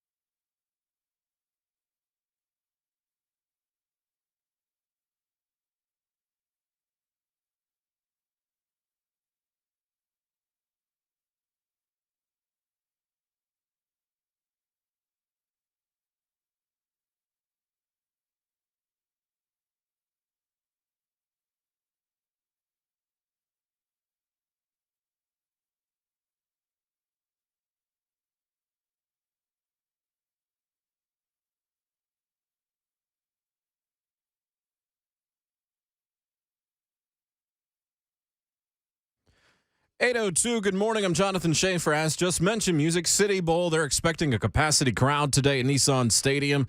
Vols taking on the Boilermakers. Kickoff at 2. Vol Network coverage begins at 12:30. Buck Rising Show will be live from at Nissan Stadium as well. The Vols going for their 8th win of the season under first-year head coach Josh Heupel. 14th-ranked basket Vols without Kennedy Chandler, and John Fulkerson fell at number 19 Alabama last night, 73-68. Olivier Nkamwa had 15 points as 3 Vols posted double figures. Tennessee now 9-3. Taylor Lewan activated from the reserve COVID-19 list to the active roster. Titans could have their starting left tackle in Lewan and starting left guard in Roger Saffold back in the lineup Sunday against the Miami Dolphins. Kickoff on Sunday set for noon with Mike Keith and Dave McGinnis. With the win, Titans would clinch the AFC South for the second straight season and remain in the running for the top seed in the AFC. Washington Capitals defeated the Nashville Predators 5-3 last night in our nation's capital. Reds rallied from a 3-0 deficit to tie the game at 3 heading into the third. Caps added a late shorthanded goal and an empty netter for the win. For all your foundation repair and waterproofing needs, visit USSTN.com. Breaking news at once on over the Titans and the Vols. This is 104.5 The Zone.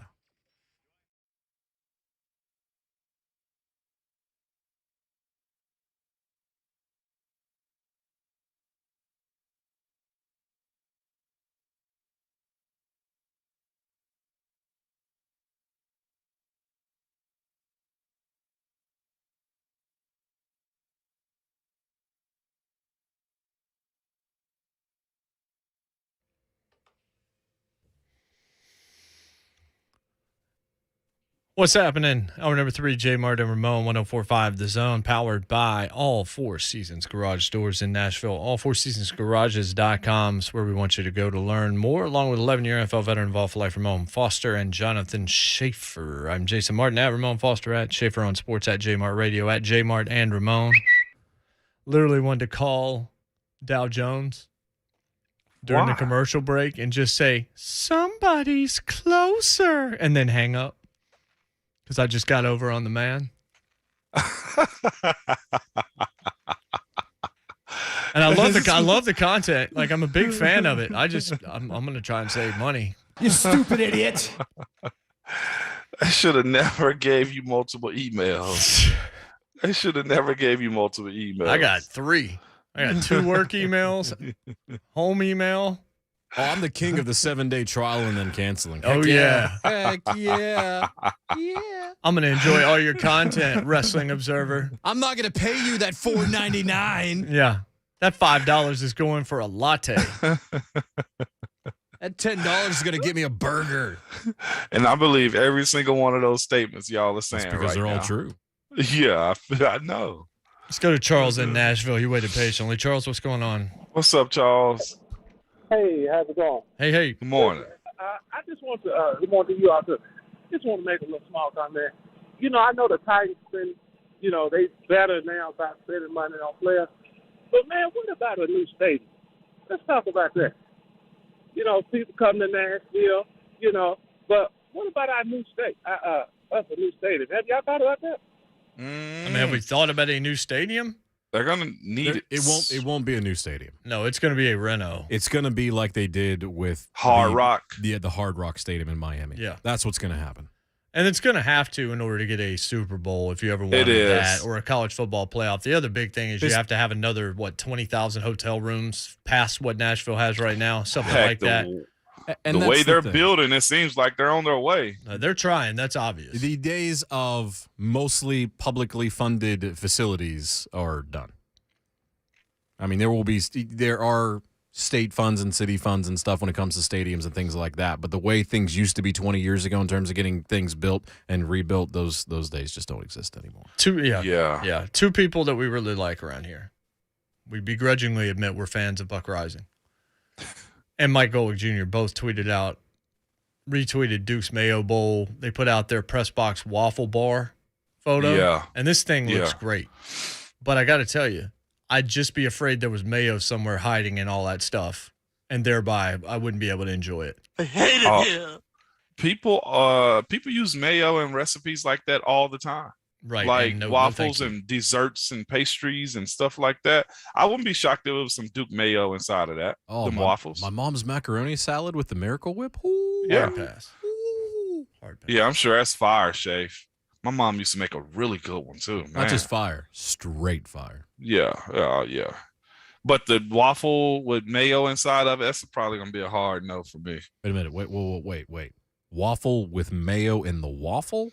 Yeah, because they use it as, what do they call it? That's what I'm saying. This waffle, like if you look at this tweet, like the waffle bar looks incredible. The Duke's Mayo Bowl waffle bar. Golick Jr. and Buck also, and Buck gave it a 10 out of 10 because he always sends out his press box food stuff. And it looks fantastic. Yeah. But I just know they have smuggled some of their Duke's poison, their arsenic. But they say you can't even taste it when it's added inside of desserts. Okay, like that, I just saw the picture. It looks amazing. That looks incredible. It does. Yeah. Two people know how to market themselves: Duke's Mayo and Cheez-Its. Yeah, Duke's doing really good at the marketing right now for a mayo company. Cheez-Its have people wearing Cheez-It heads in the stands at the game last night. All I was thinking of, where's the LSU girl wearing the cheese? Can somebody meme her with the Cheez-It thing around it and her still looking up there so upset at what was happening in the ball game? Junior, when he saw the tweet, I saw it in all capital letters. I'm sorry, what? I'm sorry, what? Yeah, because I think that's a game he's at. I think that's a game he's calling. I think he is. Which probably means he's going to be in a food coma by the time that thing starts. Should I call him and see if he'll call in live having tried the waffle Dude, if bar? he calls in from the waffle station, we've hit a new high. Man, that would be insane. He literally just, I'm sorry, what? Say as loud as he possibly can. Oh, my idiot friend Jason just went. He texted me, and now I'm saying it the way he texted. Tier tart do. Oh, well, I know all about it. Oh no, I did that last year. Oh, did you? Yeah. I'm not the only one. I'm sure a bunch of people did it. Oh, that's good. Oh, I can't believe it didn't happen at the stadium. What? Tier tart do. Tier tart do. Just like Jamie Tart from Ted Lasso. Yeah. And Baby Shark. Oh, well, yeah. I'm surprised. I'm no doubt. I'm very surprised that did not become a thing. No, and I think Tier's been out, so I think that's kind of killed the momentum for that a little bit. Well, yeah, but I mean, even last year, still need to bring Tickle Monsters back. Yeah, that was the turn right there. We ain't bring that up yet, but when we got rid of the Tickle Monsters, that's when the bad losses came up. Just gonna throw that out there, but take that how you want to. NFL Another players, bad loss. No, yeah, no kidding. Yeah. NFL players of the month: NFC, Aaron Rodgers, Aaron Donald, Falcons punter Thomas Morstead. AFC, Patrick Mahomes. Dolphins linebacker Jerome Baker is your defensive player of the month in the AFC. We'll see him on Sunday. Really? Yes. How interesting is that, considering some of the defensive performances we've seen in the AFC over the last 4 weeks? Wow. Jerome Baker balling out. No respect, man. Hey, you get to see him firsthand. I'm gonna look up his pro football. I'm gonna look up his Pro Football Reference to see what his stats have been for the last 4 games, because now I'm curious about just the actual numbers of what it is that he's been doing and what he had. Well, he's got 79 tackles on the season, which is not bad. But if I'm looking at game splits right now, he had 6 tackles, 2 TFLs, 3 quarterback hits against the Saints on Monday night. Against the Jets, he had 7 total tackles and 2 TFLs and 2 quarterback hits. He had 3 tackles and 1 quarterback hit the week before that. Those numbers don't really blow me away, though. What am I missing here? The efficiency of what he's done more than anything, I guess, and the fact that they're I missed one part. Had 2 sacks against the Jets, 1.5 against the Saints. So he's had 3.5 sacks, 1.5 against Ian Book. So I don't know if those should count. He's got a good little stat line though. 14 QB hits for a linebacker, 8 TFLs, 3 passive, 1 forced fumble. I mean, 4.5 sacks. Not a bad season for the young guy. So did the Dolphins get those book it certificates for the amount of times that they sacked? Not certificates. Remember the button? Oh, the button. I had the button. Fill it with stars, and Dad would get a personal pan pizza because at the time I didn't know I liked pizza. Yeah. We had the buttons and the little receipt certificate type dealios. Yeah. I didn't eat pizza, I don't think, until middle school. I think that's when I finally tried it and realized I liked it. Wow, Jay. I know, I missed out. But my dad came up on some Pizza Hut personal pans because I read a lot when I was growing up. My sister worked at the local Pizza Hut. Yeah. Life was good on Saturdays. I'll bet it man. was. Mm-hmm. How do you not like pizza, Jay? Like, I understand not liking pepperoni or supreme. Nah, or Mon, it sausage wasn't about or that. It was I mushrooms. never tried it to know. Okay. That's what it's always been. Like my food stuff, we could talk for days about it, but it was just stuff I never tried because I just assumed that I wouldn't like it for some stupid reason. Like the first steak that I ever had in my life, I had with Abby. You know how long I've known Abby? Not 20 years. I remember the first time I had chicken. My friend basically was like, "You will eat this." And it was chicken nuggets at Chick-fil-A before a Fish concert in 1997 after I graduated high school in Virginia Beach, Virginia. Probably should have had them after the Fish concert. No, the first grits I ever had, Schaefer, Probably. you'll appreciate this. First Grits grits I ever had, Tully Blanchard forced me to eat them with a case knife and a fork at a Cracker Barrel. Forced you to? He was like, "You will eat these." He had a case knife and a fork at the table, and I'm like, "All right, Tully. If a former horseman tells me to do that, I'm going to do it." Who's going to tell Tully Blanchard no? And he's sitting there, and we're sitting there talking about Magnum TA and the grits coming, Mike. And I passed on the grits, like, you know what, grits probably not for me. I'm not a grits fan. He just stops. And then the cutlery's up in his hand. I'm like, okay, well, now we got problems. I think that's going to be the poll question. Grits, yes or no? Heck yes. No. Heck yes. Cheesy grits, maybe. No, any grits all the are time. rotten. Shrimp and grits, cheese grits, plain grits, you know salt what and though? pepper. You know what though? I will say this: shrimp and grits, because of the shrimp, I can do that. But no free pub. but just another grits- broken eggs got some really good ones. But just grits for the sake of grits, nah, fam. Nah. When we come back, Bob Kessling. We go from grits grits to Bob Kessling. From grits Who's driving up from Alabama this morning, by the way? Hey. Yeah, for the game now. last night. Stay Oh, safe. yeah, that's right. Yeah, Bob Kessling last night, big game against Alabama, and now today, the Music City Bowl. Busy We will week talk for to him. Kess on the other side. Ronnie, I see you on hold. I promise we'll get to your phone call if you just hang on. It is JMart Ramon, 104.5 The Zone.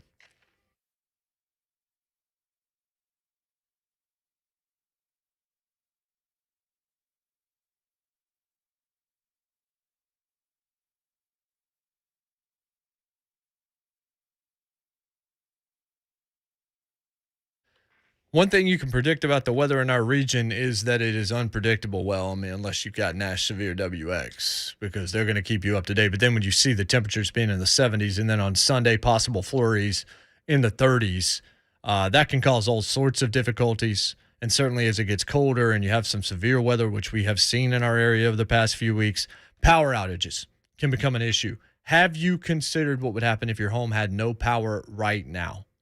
I'm here to tell you. A home generator can make you not have to think about it nearly as much. A home generator can make a huge difference. It's an insurance policy basically for your power. If your power goes out, generator keeps the air conditioning system running, keeps the lights on, keeps the appliances working. You know what that means? It means you don't have to throw out all the food if you're out of power for a couple of days because the refrigerator's still going to keep it cold. The freezer's still going to keep everything cold. With a generator, you can keep your phones and your computers charged so you don't lose touch with everything that's going on. It helps you never miss a beat. Your life can continue as usual. That's why it's such a good investment. We are near the end of the year, but if you don't have a home generator, now is the time to go ahead and jump on that. Call Lee Company at 615-567-1000. Talk to them about it. See what they can do for you. Just taking that off the list of things to worry about can be huge going into 2022. LeeCompany.com is the website. Or again, call them 615-567-1000. Lee Company, all you need.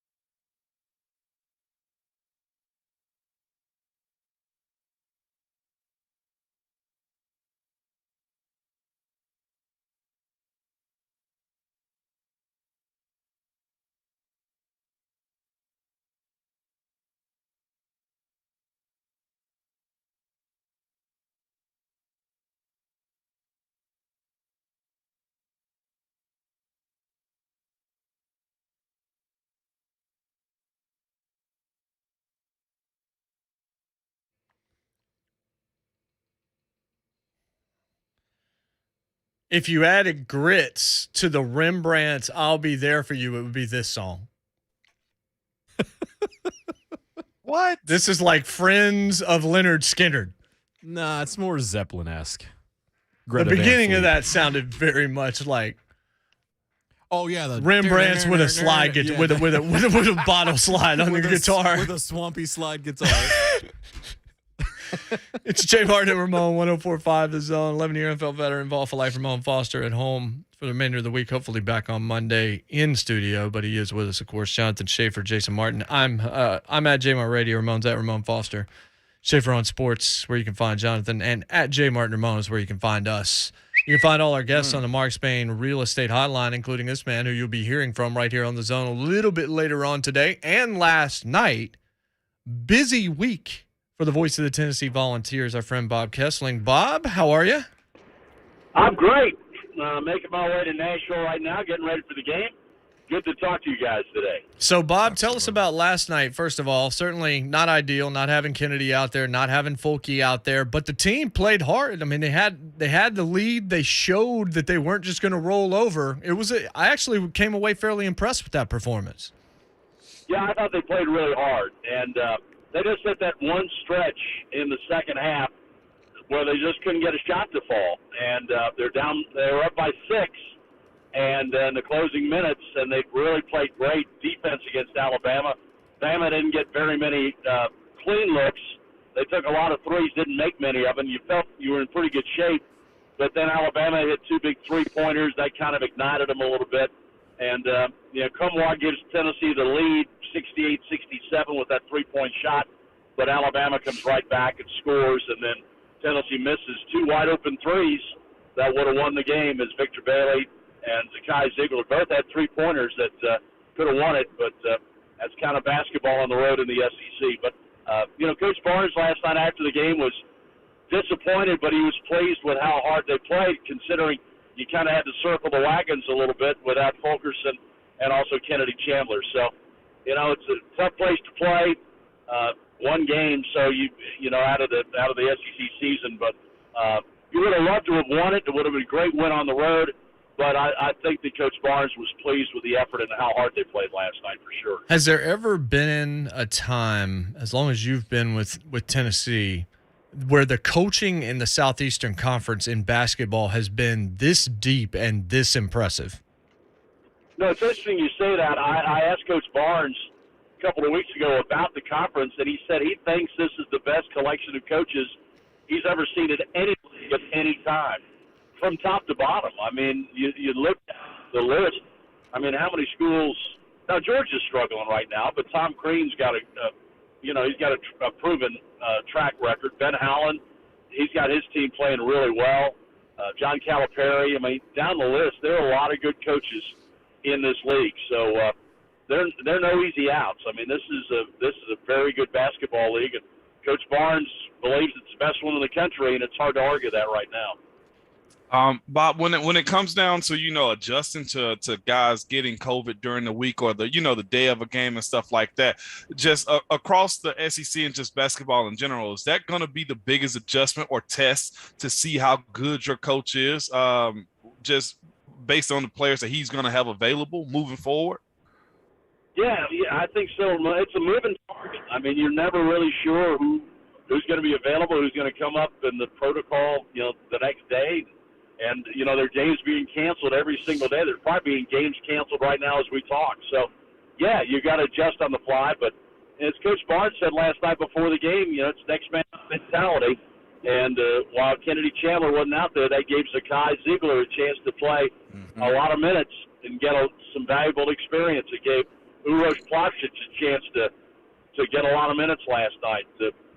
Brandon Huntley-Hatfield got more minutes. So, there's an advantage for the young players when they get these injuries, but you still got to win games, so I think this season in college basketball is going to be a challenge. I mean, I think nobody knows where this virus is going, and nobody's really sure, until you get to the arena and make sure the other team's there, if you're even going to play. So it's a moving target right now in college basketball for sure, and we've seen it in the bowl games this year. A lot of teams we're hoping to play games, but because the other team didn't show up. Yeah. Speaking of showing up, it seems that the Vols football team is all accounted for as far as today's game that you'll be calling too. And before we can even get into the game, just to ask you this question about this season and coming into this game, is it a better scenario you could have asked for as far as Tennessee to be in Nashville, basically having a home game? I think they're saying Nissan Stadium is supposed to be sold out to really put a bow on this season. Of course, if they get a win, like a Florida game would have been awesome. You know, a New Year's Day bowl game would have been awesome. But to have it here, you think that kind of means more to those guys and to this team that's here in Nashville today? Well, you would hope so. Guys that especially from the mid-state area getting to play here, I think is special. And I'm sure that it's really been a big boost for Tennessee recruiting, being able to have a lot of publicity here in the mid-state area. And Josh Heupel knows, I think, down the road that success, a lot of it will depend on how well he recruits, especially in the mid-state area. So, I think it's important, and I think it's generated a lot of positive publicity for Tennessee here in the state, and it's been an easy drive for fans to get there for the game today. So, I think it's a big thing. And I think it's a really important game for Tennessee. If you win this game and you get 8 wins, I'm not sure there were many folks out there that thought this team, when the season began, could get to 8 wins. But I think Coach Heupel and his staff has just done a tremendous job coaching these guys up. And, Ramon, you've seen them. I would say that they are playing to their ability and some a little bit above their ability, but I think that's the mark of a great coaching staff to get these guys to play as well as they possibly can. And I think you can go right down the list from Matthew Butler to Theo Jackson to Cedric Tillman and Hendon Hooker. All those guys are playing at extremely high levels right now, and I think they're playing as well as they possibly can, and that's a great compliment to Coach Heupel and his staff. Some of the guys that you just mentioned, Bob, and I've kind of thought this now for a couple of weeks. Like, certainly you look at your draft position and where you could go, but you look at Hendon Hooker and you look at some of the love that he's received, and Tillman and some of the love that he's received, and these guys deciding to come back. I think that says a lot about Heupel as well. It says we think we can actually do better for ourselves by coming back and being a part of your show next year. And I'm not sure that guys prior to Heupel over the past couple of coaches would have felt the same way about their prospects of coming back and that being a good decision. Well, I think you're right, and you look at the number of players that left before Heupel got here. I think that kind of is a good indication of what you're talking about. Could you get better at Tennessee under the regime last year or with Heupel? And now I think one of the things, too, the reason these guys are coming back, they enjoy playing for him. Mm-hmm. I mean, they enjoy the coaching staff. They have a good time at practice. They see themselves getting better. And Ramon, as a player, if you think you're going to get better, you're even more invested in this thing instead of just going through motion. And I think these players are very much invested in Heupel and this program and where it's headed. And they have a special feeling that they're helping to set the foundation for something they think is going to be very special in the coming years. Yeah, and that's where I was going to, is just watching what these guys are. I was reading an article, I think it was written by Chris Lowe recently. It was by him, just speaking on listening to some of what the players had to say. And that's what they were saying, is they were happy to actually be a part of this change. They're watching a group that was, having teammates just leave week after week after week. You're in Knoxville, close to this team. What was that like for you? Was it when is it ever going to end from a spectator's part of it who's close to the team also? Well, I think that one thing that Josh Heupel has done when he came in, it was all positive. There was none of this negative. And it was, okay, these are my guys. We're going to coach them up, and we're going to win as many games as we possibly can. And every game, it's 1-0 every week, 1-0 every week. And they bought into that. And he did a lot of things. They played dodgeball. They went bowling. They did a bunch of things away from the football complex to kind of build the chemistry on this team. And I'm paying big dividends. I think these guys like each other. I think they play hard for each other. I think they play hard for their coaching staff and for their school. And that says a lot about the atmosphere that Josh Heupel instilled in this program and where it is right now.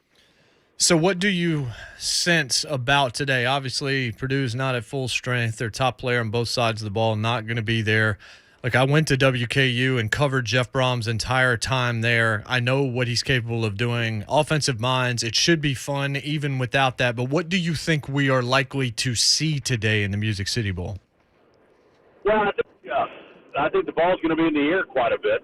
And I think Purdue, you know, they don't run the ball that well, and they throw it for over 350 yards a game. So I think they're going to come out slinging it and see if they can, hit Tennessee for some big plays. I think that they're going to have to hit Tennessee with some big plays if they want to stay in the game. And somehow they're going to force turnovers. And Tennessee has not turned the ball over very much. I mean, Hendon Hooker only has 3 interceptions on the season, so he's taking care of the ball very well. I would expect Tennessee's offense to be aggressive and come out and try and jump on teams like they have in the first quarter. So I expect it to be an exciting game, and I think there'll be a lot of fireworks on both sides. But I think Tennessee just has too much for them, and I would expect Tennessee to be able to win today because of the fact that their offense is performing at a pretty high level right now. As far as this team for next year, what's going to be the strongest suit for them? Because I honestly thought it was going to be OL this year, and they kind of had a little bit of ups and downs, and but they were more solid. Is it going to actually be the quarterback for this team moving forward? I know the linebackers got to, whether it be the transfer portal, some guys step up in spring practice, but this is what bowl season is also. It's a prerequisite for the springtime. So what's going to be, I think, the biggest point coming back for these guys next year? Well, I think they've got to find a couple of playmakers on offense because they're going to lose, Bayless Jones and Javonte Payton. Those guys really came in and did a nice job for Tennessee at wide receiver. So someone like Jalen Hyatt has got to step up and emerge and be a big-time playmaker. I think he's got the capability to do that. I know they'd like to find a couple of running backs, some bigger backs. I think that Jabari Small, I think, has had a really good year. But I think they'd like to have, you need 2 or 3 running backs in the SEC now. So they like to find a big back. So they went out and recruited a couple of them. So, but I think players, Ramon, I think when you look at it, I think if you're an offensive player, why would you want to play in this Heupel offense? Okay. I mean, the way they throw the ball around, the way you see players develop. I mean, Bayless Jones came to Tennessee as a guy that was just a kick returner. And now he's emerged as a guy that's got a chance to play in the NFL as a wide receiver. And I think that's because of the development here. Cedric Tillman was a guy that first 3 years only caught 8 passes. Well, I mean, now he's emerged as one of the best receivers in the SEC and could take it even to another level next year. So I think what Josh Heupel is selling is that if you want to play offense and you want to make plays and you want to get the football, come to Tennessee because we're gonna spread it around and give you a chance to do a lot of good things. And so Josh Heupel's got a lot of things that he's selling right now and doing it pretty well. Bob, on the way out, do you expect an all-SEC national championship game, or do you think there might be an upset tomorrow for either Georgia or Alabama? I'm kind of, until somebody beats Alabama, I'm going with Alabama, and I think that Georgia I think that Georgia game and the SEC championship game, I think that was a pretty big wake-up call. So, yeah, I would expect Georgia and Alabama to advance. Now, I think Cincinnati is better than a lot of people give them credit for, but I just don't think they've got enough to beat Alabama. And, Nick Saban just has a way in these big games to get the team ready to go. And I think Georgia will be ready to play. I think Georgia's defense, I think that was a big-time wake-up call for them in that SEC championship game. I think they'll get Michigan fits because I think Georgia's defense is really good. I just think they had a bad day against Alabama, but I think they'll be good against Michigan. So, yeah, I think it's going to be an all-SEC national championship game. Well, Merry Christmas, Happy New Year to you, Bob. We'll be listening to you on the Music City Bowl call a little bit later today. Be safe on the finish on the drive up here. Okay, guys. Thanks. Have a Happy New Year. Appreciate it. That's Bob Kessling. Worked last night, working today. Music City Bowl pretty much everybody's saying all SEC. There is a piece of me that thinks Michigan's – I'd keep an eye on them. Yeah. Maybe that's just because Stetson Bennett bothers me so much, being the quarterback that you're walking into the college football semifinals with. Does he bother you like Taysom Hill bothers you? No, like there's nothing wrong with him. I don't want to punch him. Wow, you want to punch Taysom Hill? Way to Why go! do you want to punch him? Actually, I want to punch Sean Payton for continuing to force feed Taysom Hill and not recognizing, yeah, he's a gadget dude. Don't pay him exorbitant amounts of money and try to make him not a gadget dude. I want to punch the person that thought Kevin James looks like Sean Payton. Sean Payton actually sort of looks like he was punched in the nose already. Like What he looks is like he was stung by some bees. This is where we're at today. Were you not here for the beginning of the show where Jason started the show by going, woo? Yeah, it was going to be this way, man. Everybody's on notice. Whoop tickets been given out on December the 30th. Let's go to Ronnie in Hendersonville. Ronnie, what's going on? What's up, Ronnie? Hey, I wanted to hear you guys' comments on the extended season in the NFL. I mean, who does it benefit most, knowing what we know right now? Yeah. The Titans could get another week to get players healthy. You know, they could get the bye game, you know. Who would want to come to Nashville and play against a healthy Tennessee in Nashville? Who does it benefit most? As far as the bye week or the 17th game? I guess he's talking about the 17th game. The 17th game. Who does it benefit? The deal was struck to work for both sides. In order to get more money, a 17th game was part of that process to actually get that done. Now, again, what we're not talking about when it comes to the 17th game is the amount of cash that's going into players' pockets behind that. The safety of it also has been taken away from training camp. That's part of it. There's not many physical days in training camp, but of course, it is the grind of the 17th. In order to raise salaries, get higher benefits, for players, this was a part of the deal. In negotiating, you got to give a little, you got to take a little. That's a part of this deal. Now, as far as, you know, the seventh team in the playoffs right now, one bye week, if the Titans are able to get that, that's beautiful. They will, like he said, they would love to have the idea of having an extra week for Derrick Henry or more players getting back if somebody happens to go on the COVID list and stuff like that. Depending on what side you side with or who you side with or what your outlook on the idea of a 17th game, there's pros and cons of it. You're going to hate and dislike it, and that's what most people will say is a successful negotiation. When we come back, we'll try to stump Ramon for a bit because it is time for birthday. It is, hey, man, third hour is almost over. It is. It's flown by. It has. Remember, Coach Mack will join us in the fourth hour of the show. There's no Thursday night game tonight, right, Shafe? Is that right? Thursday nights are done. All right. Is there anything Saturday this week? There is. There's two games, right? No, not this week. Everything is Sunday. Yes. Sunday is packed. Let's go. All right. Cool. When we come back, birthdays plus Hollywood Reporter just put a piece up about the biggest television shows in terms of numbers in the fall. Yeah. Got to think Yellowstone's in there. It is, but spoiler alert, the NFL is king. Well, of course. We'll be back. JMart Ramon, 104.5 The Zone. Yes!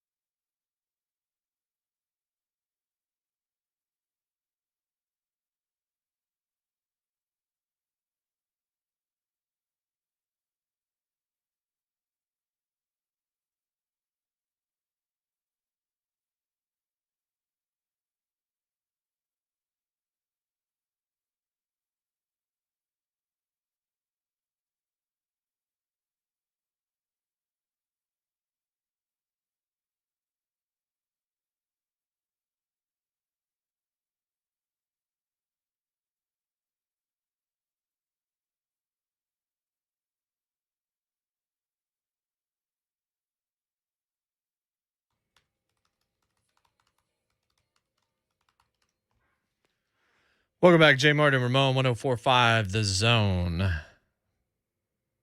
All Four Seasons Garage Doors in Nashville, making it possible. Austin Burlage, Power T-Tape, just stopped in the studio, said hello. Lucas was bringing him through. Love his stuff. Hey.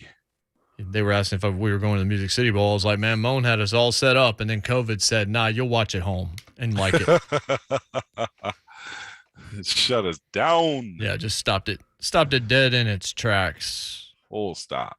You're not gonna watch at your place, and we can watch CG and watch the Vols? You can do that. Hey. Sure. Yeah, why not? I mean, you're kind of driving me around a little bit, so you want to stay around, you can. That's what I'm saying. Now, Yeah, CG sure. doesn't need two guards like that. Heck yeah, she's the boss. Oh, she's free. There's a video of her in the moving car thing that we got her for Christmas. Yeah. And the video is me saying, "You're not going to go open that drawer, are you? You're not going to go open the drawer Daddy told you not to open." She looks at me, and she goes over. She just starts to slide her way over, and she finds her way over to the drawer. Immediately opens it and looks at me, and it's just like, it's more just like, it's over, Dad. It's over, Pops. Partner. LeBron James, 37, Tiger Woods, 46. How's that for your sports birthdays? There we go. Kerry Collins' birthday today, too. I saw it on social media. Hey, Kerry Collins. There are a lot of birthdays today. And here we go again with a bunch of football players I don't know, where I could go down this long list. I'm not going to do it today. Huh? Let me see if I know a few of them. Joshua Bledsoe. Yeah, I know Joshua Bledsoe. From? NFL. Carson Wentz is 29. Is he Josh really? Allen is 30. Not that Josh Allen. Not that Josh Allen. Oh, and not that Josh Allen. Oh, not that Which Josh Allen either? Allen? Not the one from Kentucky, and not the one from Wyoming. Josh Allen, that's 30, is a center. From Dallas, Texas, and went to Louisiana Monroe. Oh, wow. Played for the Didn't Tampa know Bay that. Bucks, then the Arizona Hotshots and Dallas Renegades. So, all right. Yee. Oh. Okay. Ooh. Boy, I'm so glad I never had to go through that. What, playing in those other leagues? Yeah, I man. would I'm love to gonna have be seen you in a real. Nashville Cats uniform. Oh, my That would've been gosh. awesome. Yeah, How I'm great not would that prolonged. be? I'm going to be real. I salute those guys that go that route because to continue to chase your dream and be playing on turf like that and minimum, oh, my God. Friend of the show, Anthony Herron, was with the Cats for a short period of time. Woo. Meredith Vieira is 68, Moan. I know who that is. From Sex and the City? It's not the worst Close. guess I've ever heard. It's not a terrible guess. Little Liars? You mean Pretty Little Liars? Pretty Also Little wrong. Liars? But Also wrong? Still wrong. X-Files. no, that was Gillian Anderson. Who we got then? Yeah. Meredith Vieira was the original on the original cast of The View. Also And, of hosted Who Wants to Be a Yeah, Millionaire after for a Regis while. Philbin. Yep. Okay. She Had her ran own talk Today show for a Show while. for a long time. Show. Her own talk show. Kind of a weird day for this because of what I just said. Sean Hannity is 60. Matt Lauer is 64. Meredith Show. Vieira. Yeah. Matt Meredith Lauer is Vieira. also nowhere to be Oh, found. no, he is not. Let's say leave that alone, huh? You got to, man. The Me Too with him was strong. Yes. You know what? Sometimes you just don't. Sometimes he didn't realize that was an option. All right. Eliza Dushku is 41. Slumdog Millionaire. Nah, you're going back to that one too often. Because it sounds You familiar, went to that Shay. because her last name is Dushku, didn't Yeah, you, Mo? even though that's not her heritage. That's not. No.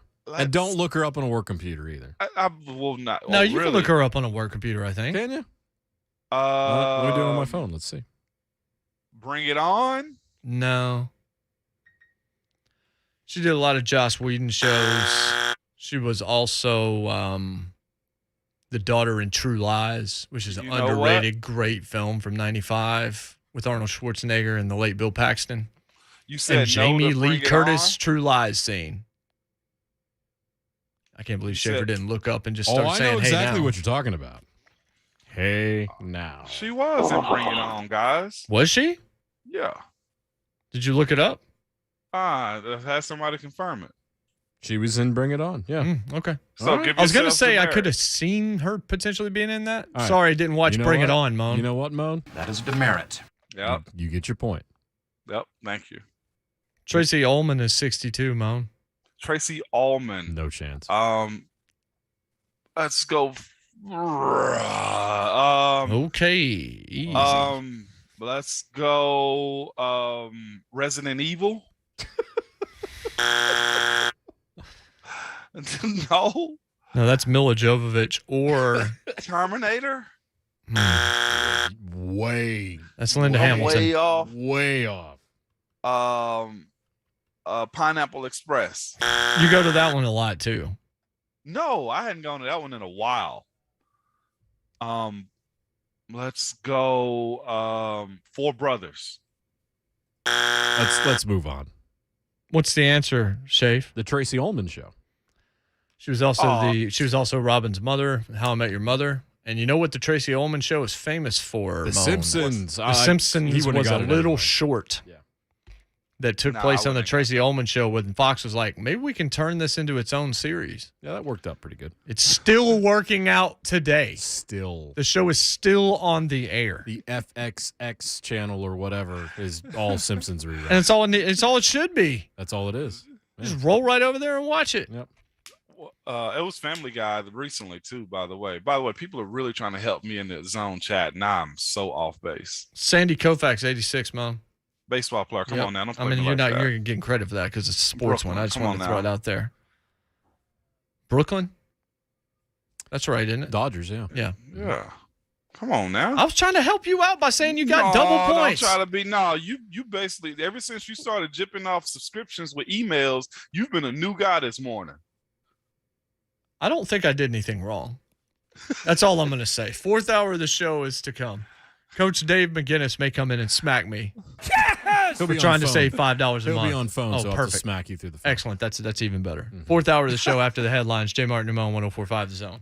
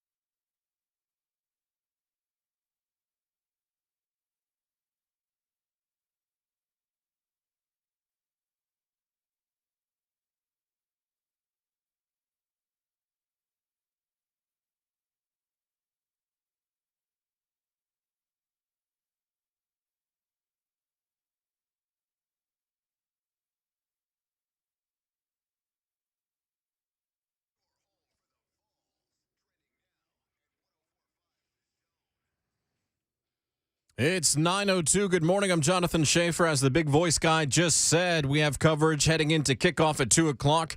Vol Network coverage begins at 12:30. The Buck Rising Show live from Nissan Stadium starting at 10.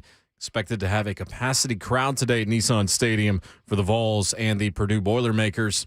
Josh Heupel trying to get his 8th win of the season in his first year as head coach of the Vols. Meanwhile, the 14th-ranked basket Vols, without Kennedy Chandler and John Fulkerson, fell at number 19 Alabama 73-68. Olivier Nkamwa had 15 points as 3 Vols posted double figures. Tennessee 9-3 on the season. Taylor Lewan activated from the reserve COVID-19 list to the active roster. Titans could have Lewan and Roger Saffold back in the lineup Sunday against the Miami Dolphins. Kickoff set for noon with Mike Keith and Dave McGinnis. Coach Mack joining us in less than 20 minutes here on JMart and Ramon. With a win, Titans would clinch the AFC South for the second straight season and remain in the running for the top seed in the AFC. Capitals defeated the Predators 5-3 last night in D.C. Preds rallied from a 3-0 deficit to tie it at 3 in the second period, but in the third, Caps added a late shorthanded goal and an empty netter.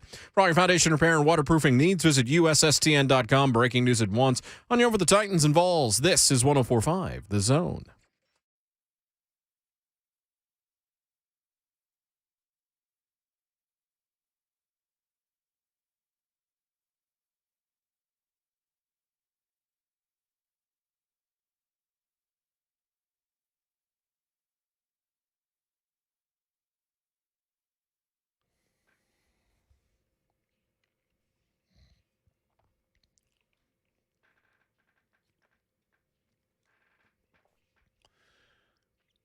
What's happening? 4th hour, hashtag fastest 4 hours in radio is upon you, upon us. Blessed to bring it to you courtesy of all 4 Seasons Garage Doors. Appreciate them all year long. They've been great. All4seasonsgarages.com. That's where we want you to go to learn more. Step your garage door game up as you roll into 2022. 11-year NFL veteran Vol for life, Ramon Foster, Jonathan Schaefer. I'm Jason Martin at Ramon Foster, at Schaefer on Sports, at JMart Radio, at JMart and Ramon. Dave McGinnis, Coach Mack. His final appearance of 2021 on our program will be next. Jack Rabbit! I gotta go find that one. Oh, it's good stuff. So, yeah, no Thursday night game this week, nothing Saturday, just a bunch of Sunday games, including a big one with the Titans and the Dolphins. Again, the defensive player of the month in the AFC is a linebacker for the Dolphins. It's going to be good to see what he put on display inside of Nissan, man. Look cool weather, but the elements really don't matter as much, man. It's going to be interesting. No, it is going to be different, though, especially considering what it's been for the last handful of days. I mean, obviously we've been getting some rain. We're finally going to get some cool weather. I don't know if it's going to stay or not. It's supposed to stay here for a little while. Sunday is actually supposed to be some snow flurries coming through. Imagine that. Yeah. 70s and then snow. CG's never seen snow. Well, it's time to get it going, Jay. Margot loves snow, likes to just go outside and freeze us to death and stay out there forever. Jack Rabbit! Yep. Jack Rabbit! Pretty much. There it is. So it seems to me that the heat for Logan Ryan is pretty much is understandable. Are we a little bit over it at this point too, though, Jay? Well, I mean, it's not going to last forever, but people are going to side-eye Logan Ryan for a while. And there were people that sent us messages, and we said the same thing. He had charity stuff. He's done a lot of great work for animals. And that was supported big time when he was here. Yeah. And so these are the kinds of things you say where it's just like, really? Like, if you want to be frustrated with the organization, you can be, but don't be frustrated with the fans. And again, I do think if you just look at it in totality, you said he's more a patriot, which I guess I would agree with just because that's where he won. That's where he saw his success, and that's where his career started, his first 4 seasons. And he was used to wild, raucous crowds and Tom Brady and everything that was going on, plus all the attention. Then he came down here before the Titans really started to do much. Like, he was here for Malarkey's last season, I believe. That was not. They was 9-7 every year he was here, and the attendance began to go up gradually. And Vrabel's done an excellent job at making this team much more watchable than it's ever been before. At least not since the McNair era, I should say. And John Robinson has brought in some guys that make you want to see this team, and they both deserve a ton of credit for that. But Logan Ryan definitely, I'm sure, did have a moment when he went from New England to Tennessee for that first couple of weeks where he's just like, man, there's nobody here. Yeah. It's quiet here because he was in such a different kind of environment. I don't think he was necessarily taking a shot at Titans fans that have supported the team. I think, generally speaking, we're going to play the audio for you here again in just a second. I think he was speaking about the organization. He was trying to kind of mock them, like this organization can't even get people out to the stadium. But it came across like the fans don't support this team. Here's what he said yesterday as part of a Giants media availability. No, I understand that. We have a great fan base, a ton of tradition. It's a privilege to play here. I played in a franchise in Tennessee where the fan base was non-existent. Like, you couldn't even get fans to the games. You had to, have to put tickets half off to get fans to the games. So what would you say, hearing it again, Moan, and when we talked about it, and we're going to take Cousin Joey's call here in just a second as well. I think the word unnecessary comes to mind. Yeah. And self-inflicted wound, because this is something that didn't need to be said, that didn't help the point that he was trying to make, and puts him in a spot where he was very beloved, and now he's got people that are going to feel differently about him, I think.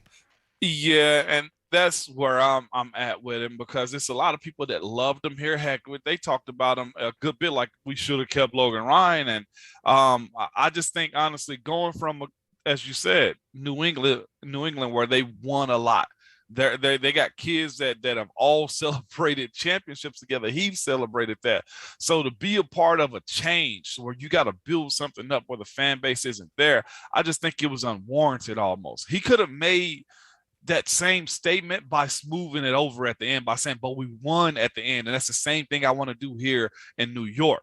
But he didn't. Like you said, it was, I think, pointed at Vrabel and John Robinson and the powers that be. I just don't necessarily give it all as much malice as I thought. I'm actually, if you're a Titans fan, and I think you should be more upset with what Clowney said than what Logan Ryan said, Yeah. Would you sign Javier Clowney again? Clowney talking about for the first time in his career playing with somebody elite and all of that. And did he say something about the fans too? Am I forgetting that? No, it was just the wins and losses, why he chose Cleveland over Tennessee and stuff like that. I would much rather, I'd be more chapped at Clowney than I would be at Logan Ryan more than anything, because at least Logan spent time here. And did something. Yeah, and did something. And again, he had more business dealings with John Robinson and Vrabel and everybody else that got him up out of here. So I think he's probably still mad about that. And it was a little premature for that, or he didn't finish his statements the way I thought he should have on that one. Cousin Joey, what's going on, Joey? Morning, my fam. Happy New Year, y'all. Hope y'all had a good Christmas. The way I analogize what Logan said is he's the butthurt ex in high school. He was with this one chick, which was New England through middle school.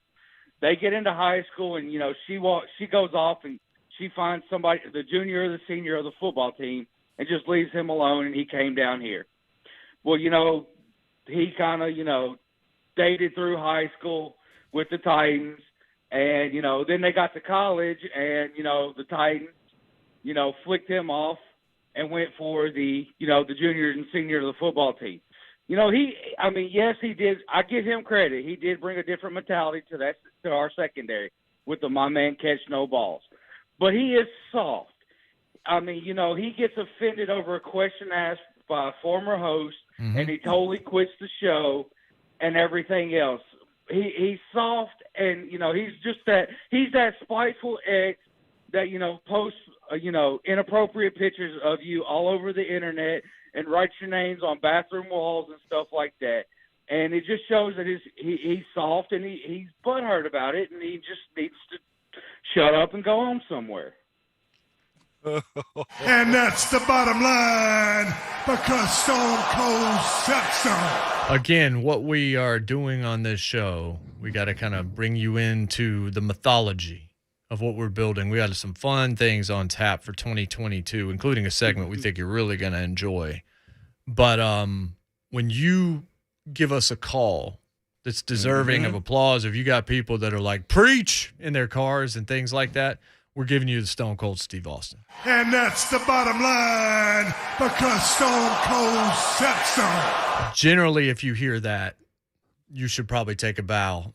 Even if we disagree with you, the way in which it was put, right, get you the promo love. Cousin Danny, what's going on, brother? What's up, Danny? Hey, fam, how we doing? Good, bro. Doing? Morning. So when it comes to this Logan Ryan nonsense, I can't say it much better than my man did just before. I was going to say soft the way that they did it in life with SOF capital T, soft. That's how he is.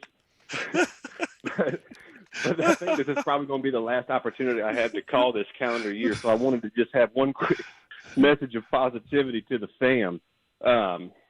We talk all the time about how your Twitter fingers and your mic's hot, and more importantly, how Twitter is not real life.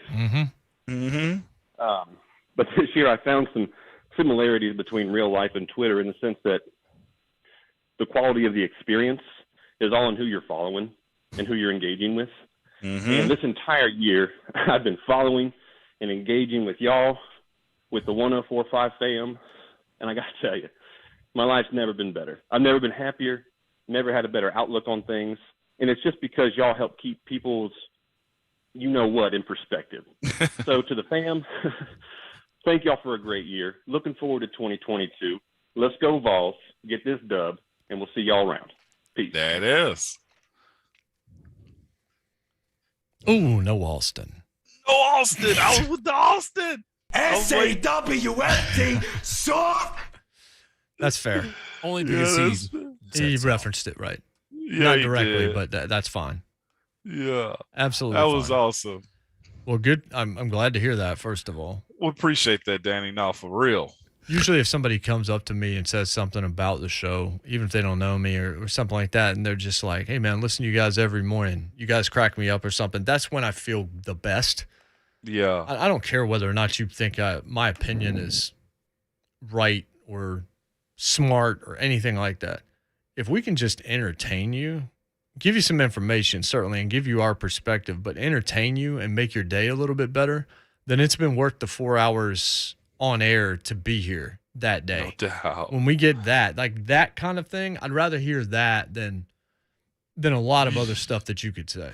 If we're making your life better, if we're making you happier, if the audience, if the fam out there if you guys are enjoying each other's company the way that it seems like you have, then that puts a smile on my face. And I know it does for all of us as a show. So as we roll into 2022, that's a great message. And we appreciate Danny and all his contributions all year long and look forward to more in 2022. When we come back for the final time in 2021, Coach Dave McGinnis. JMart Ramon, 104.5 The Zone.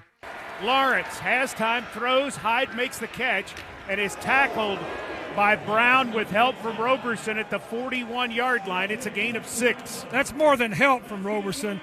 That was an amazing Ford over Rooster then, right in the middle of the road. Say that again? Ford over Rooster. You ever seen a Rooster run over by a Ford pickup in the middle of the road? I can't say that I have. Well, now you have. That's what it looks like.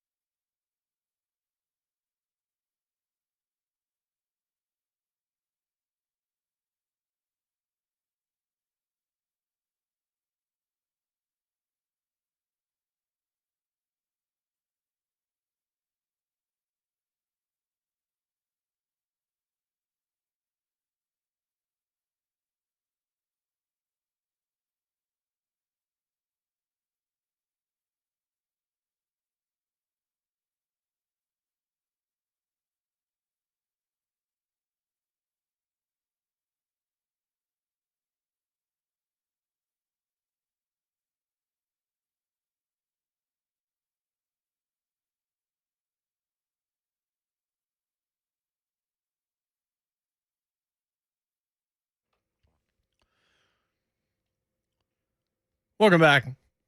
JMart Ramon, 104.5 The Zone. Turn to the folks who've been in the game since 1947. Farm Bureau Health Plans offers the great healthcare coverage you need with a price tag you can afford. They make it possible for us to have all throughout 2021. This for the last time this year. Our pal, the coach, Dave McGinnis of Titans Radio. He's on with us right now on the Mark Spain Real Estate Hotline. Dave, how are you? Hope you had a wonderful Christmas. JMart, hello, man. Yeah, I hope you guys had a great Christmas. I know you did. Ramon, I hope your Christmas was good too. And Yes, sir. Let's all three look forward to it. And with Shafe, all four of us look forward to a great 2022. Oh, It would have been funnier if you hadn't mentioned Shafe. no, look, Shafe's my dude. I mean, that's just it. That's all there is to it. You know, has been, always will be, until he does something that makes him not, and he probably won't. So, yeah. Well done. Coach, when I think of John Madden, I think of him and Pat Summerall first, because that was my age range. I'm 43. I grew up watching John Madden talk to me and explain football in a way that was so very entertaining. And then certainly the video game and all that he's done since have been monumental. But you, as someone that's been around the NFL as long as you have, tell us about the John Madden that you knew, the John Madden that coached, the John Madden that, ate, slept, and breathed football. Well, he always did. He did up until the end. I mean, Coach Madden, he coached for 10 years in the National Football League. Of course, had the best winning percentage going out there, and became he became a head coach at 32. He was a linebacker coach for the Raiders for 2 years, and then became a head coach at 32, and then had great success. And really, look, was at a time in the AFC where there were some really powerhouse teams, and the Raiders were certainly one of them. But even after that, look, knowing now, I mean, just going into broadcasting like I have now for 5 seasons, when you look back, and all of us, when Pat Summerall and John Madden were doing a game, you knew it was a big game, Mm-hmm. and it was a big deal. It was a big deal. I mean, when I was with the Bears, John Madden and Pat Summerall would come in there to do a game. It was a big deal. And so, but he always stayed involved. He loved football. He absolutely loved it. Mm-hmm. I got to talk to him, when he would come in to do the games. He was a linebacker coach. I was coaching the linebackers, never anything, very much in depth, but he was just, he was alive. He was alive, and he was alive in every aspect of what he did. And he was when he came into the room, you knew he was in the room. All right. But you also knew that his imprint, guys, he was still on, Ron Rivera and those guys that were on the last Madden committee, they still, speak reverently about John Madden. He loved this game. And icon is a word that's thrown around in the professional athletic world a lot, but iconic, something that very, very much describes Madden's entire influence on not only the National Football League, but think of his influence on society. I mean, just look at everything that has gone on, and so a life well lived. Correct, a life well lived. No question about that. I remember I haven't finished the All Madden documentary, but what I have gotten to see so far, I really like. But one thing I heard going into it, and Tom Rinaldi actually, I think, told somebody on the radio this, that nobody said no when they were asked to do this. Lawrence Taylor, who has kind of balked at a lot of NFL stuff, he even says at the beginning of the documentary, I said, no, I'm not going to do that bleep. They said, oh, it's for John. Then they said, it's for John Madden. He said, oh, we can work that out. Like, immediately changed his tune. And then Bill Belichick, they thought they had 20 minutes with him. They cut the camera at 20 minutes. So that's what they were told they had. And Bill then continued to talk for another half hour because he wanted to continue talking about Madden. That's how big his influence was. But one further Madden question, because you've gone from coach to the booth. Madden didn't have any interest in being a broadcaster. They kind of had to almost drag him to it. He didn't think he was going to be very good at it. He was impressed by the people. He had worked with Bob Costas. He was super impressed with Bob Costas, and he was just like, I don't think I'm very good at this. What is it like going from what you did to what you're doing right now in terms of feeling like you're actually talented at it? How long did that process take to where you realized, hey, you know what, I can do this and I enjoy doing this? The one thing that I'm not drawing any comparisons clearly between myself and John Madden. The thing, though, that I would say is this. John Madden came through as genuine, and that's why he was successful when he once got the microphone. I would like to think that's why I'm successful with what I've been asked to do here, because I'm genuine about it. You know, I had no inclinations about what it could be, and I had no, perceptions one way or the other what it could be. I knew that the person asking me to do it, that I would be doing it with, Mike Keith, was a tremendous human being and was as good as it gets in this business. And I thought, if I can learn from him, and then once I got around, look, here's what I would say, guys. First of all, John Madden knew ball, and he just talked about ball, but he talked ball to people, not talking down to them, talking ball with them. And that's what I've tried to do. I never talk down to any of our fans or anybody I talk to out here when I'm out in the public, which I'm out a lot in. I want to talk with them about ball, because they want to know it, and they want to learn it. And it's not how much I know, it's how much they can enjoy what I know. And so I think if you're going to draw any comparison, that to me would be the comparison. We both knew ball, and we both love people, and that combination, sometimes it works. And Coach Mack, that's where I was going with John Madden, but even before the game, and it was kind of, I guess it was a match made in paradise when having him on there, because watching some of his old broadcasts now, or just seeing clips of it, the one thing that he did, and then you guys correct me if I'm wrong, but he actually was drawing up stuff to where fans could actually follow the game too, to where the regular person could understand the game. And I feel like that's what we get more of now, the drawing on the screens and saying, hey, this guy should have went there. It was kind of refreshing to see him doing those things in the 90s and in the early 2000s as far as the explanation of the game, Coach. Ramon, he was the first telestrator guy. And you know what the beauty of his telestration was? He didn't care if the lines were straight. And he didn't care if there was crooked things. But he was explaining it in a way that everybody, that you could understand, and that you also enjoyed. Look, if you don't enjoy listening to somebody talk because you don't really think, first of all, that they know what they're talking about, and second of all, if they're trying to impress you, well, that's really not why you want to listen to somebody. He was just trying, and as I said, he didn't care whether it was perfect or not. What he wanted was just to be able to, and he was enthusiastic about it. He loved it. Look, he coached for 10 years. I coached for 31. People that are in this business and fans that thrive on this game, they love the game.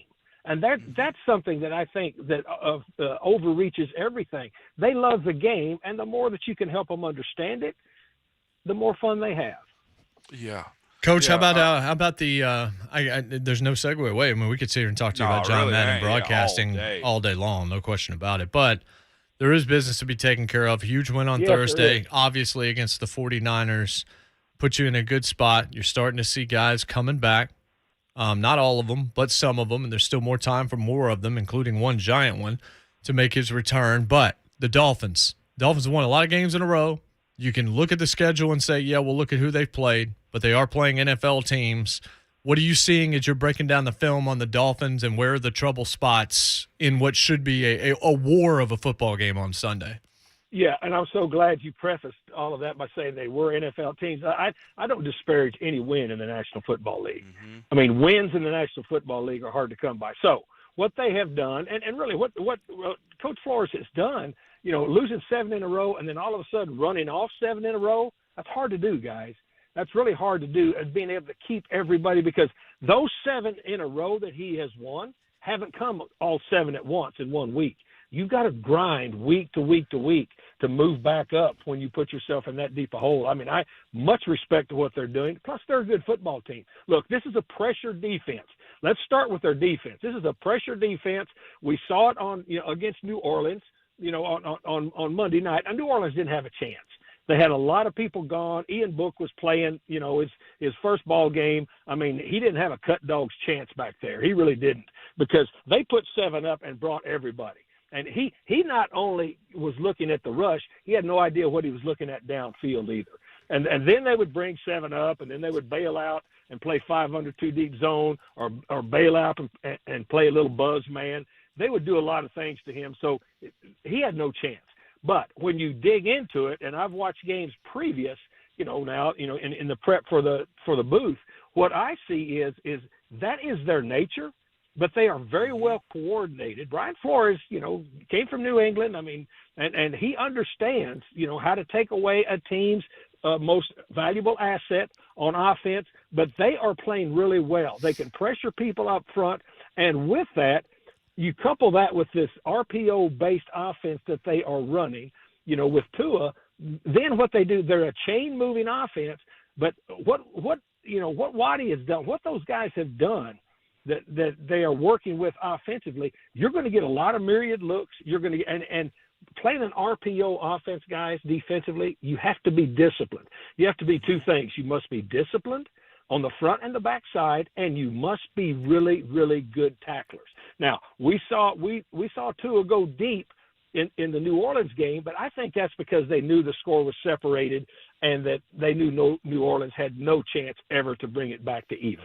But what they do is with this RPO system that they've got, really Waddy and Gesicki are the guys that he goes with and works with a lot. And Tua, what's his completion percentage, Jason? You always have all the numbers. I mean, I'm looking at him, and I'm looking at a really high percentage thrower because of the type of throws that he's making. So this is a challenge. And I'm glad that you said it's a huge game, because it is.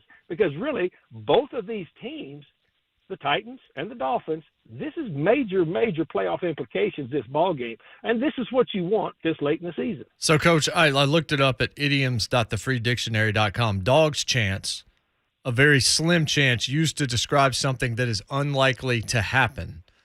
Explain cut dog's chance. We got to get a clarification. Whenever we get a Coach Mackism, we got to make sure that we put that in our dictionary. If you've ever run cattle with cattle dogs, guys, with cattle and dogs, when you're running them, there's also barbed wire fences.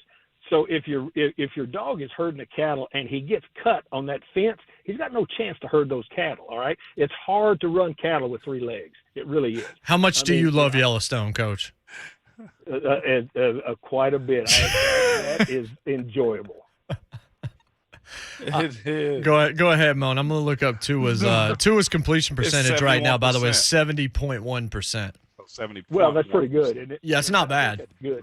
I mean, I don't go into game prep with any kind of bias or any kind of emotion. I just look at what I see and feel from a coaching aspect of it as to how I would prepare and what I would deem a strength for a team. And the completion percentage looks like a strength. And so that's it. What you got, Ramon? Coach, I was just going to ask you the question about, the two D tackles playing in this game. They're going to have history for a long time together. Christian Wilkins and Jeffrey Simmons, same draft class, I think 3 picks apart. Now, right. I know most of the times coaches don't, pit players against one another, but like quarterbacks follow each other. I guarantee you, Eli, Ben, and Phillip Rivers all followed each other's careers. So Jeff and Christian Wilkins, one or the other, going to try to have a better game this weekend. If you can just speak on those two and how their careers will be parallel to one another. Well, I think they're both, elite young defensive frontline players in this league. I mean, they both bring. I think, coming out when you were looking at it, I mean, Christian Wilkins is really an athletic dude for as big as he is. And when I vetted Big Jeff there at Mississippi State, he was really a violent dude that could come off and lock out. A lot of young players, Ramon, defensively, you can speak to this, playing guard all your life. A lot of young players defensively are not really good shoot and lock out guys. They like to get into you and lean with their body. And as an offensive lineman, especially a guard, you love that because you can get a grip and you get a hold. But Jeffrey Simmons has developed this even more since he has been here. His shock and shed right now, from a 3-point stance as a 3 technique is outstanding. And that's what has allowed him to make all the plays. I mean, he's got a high number of tackles for a defensive tackle, and it's because he can shock and shed, because it's hard to make a tackle when you're still engaged with somebody that's trying to block you. And so, to me, I've seen both of these guys develop, but you knew both just watching them, vetting them when you were watching tape, regardless of what team they were going to go to, they were going to be successful because I've told you guys this story before when I used to go scout players with Joe Green for 8 years when he was on my staff at Arizona, and we would go specifically to look at the top defensive linemen all across the country. He would always say, if we walk in here, Coach Mack, and see a bear on two legs, let's take him back with us because there's not many of them. Coach, Jerome Baker, AFC Defensive Player of the Month, Dolphins linebacker. What can you tell us about him? Well, he's a seek and destroy dude. I mean, look, and a lot of that experience that these guys are having success down there defensively is because of the nature of the defense that they run. I mean, these guys go at it. They go at it from the start, and they don't just pressure because all of a sudden they feel like that's something they have to do. That's in their nature, okay? And he's benefiting from this. In general, though, Coach Mack, they're on this run, but they got to come through Nissan this weekend. How do you see this game being? I know, like you said, they ran it up against defensively against the Saints, but they got a veteran quarterback they got to see in Ryan Tannehill this weekend, Coach Mack. Yeah, well, it's different. I mean, Ian Book was sitting there, and that was pretty easy eating off of that plate. Yeah, because as I said, Ian Book, and it wasn't his fault. It wasn't, you could tell by Sean Payton's body language on it. He wasn't even mad, because he knew. He knew, and so he just, every time he'd tell him, just do the best you can when you go out there. It's not going to be good, and it's still not, but just, keep doing the best you can. It'll get better one of these days in your life in this league. Ryan Tannehill's different. This is a veteran quarterback. This is a veteran football team that we have here. And again, all of these teams, all of the National Football League teams have been affected by COVID. Everybody has in one way or the other. But you talk about just comparing Ryan Tannehill to Ian Book, not even close. Yeah. Miami's got their hands full this weekend, Coach Mack. So, well, here's what I want.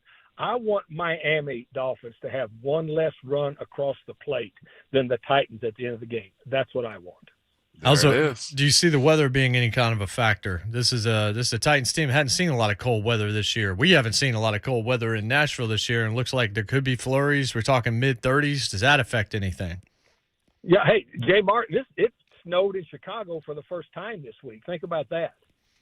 I lived there for 10 years, and I can remember a lot of months, where that snow was 10 foot deep coming out of the house. And so, yeah, this is an unusual year all the way around. Will it affect it? I mean, look, both teams are going to have to deal with it, and it's not, if it indeed is flurries, it's going to be a lot colder than what we've been experiencing right now. So, but neither team. Look, can I say this? When I was coaching at the Bears for 10 years, we were in the old NFC Central, and Tampa Bay was in our division. Okay, now Tampa Bay is a long way from Chicago. And when we would go down there in September, we knew we had to take all the IVs we had because our guys were going to hurt down there at that time of year. But when they came to play us in December, they had to get whips to get those guys off the bus. Because, and I can remember McMichael and Hampton standing at midfield with their T-shirts on, just standing in the T-shirts with it 15 degrees there, and Tampa Bay over there has all their gloves on, trying to warm up with gloves on and hoodies. They were just standing there looking at them with the Vaseline on their arms going, you guys got no chance today. And they did. Now, it's not that extreme now, clearly, but the weather's going to affect everybody a little bit. Appreciate you, Coach.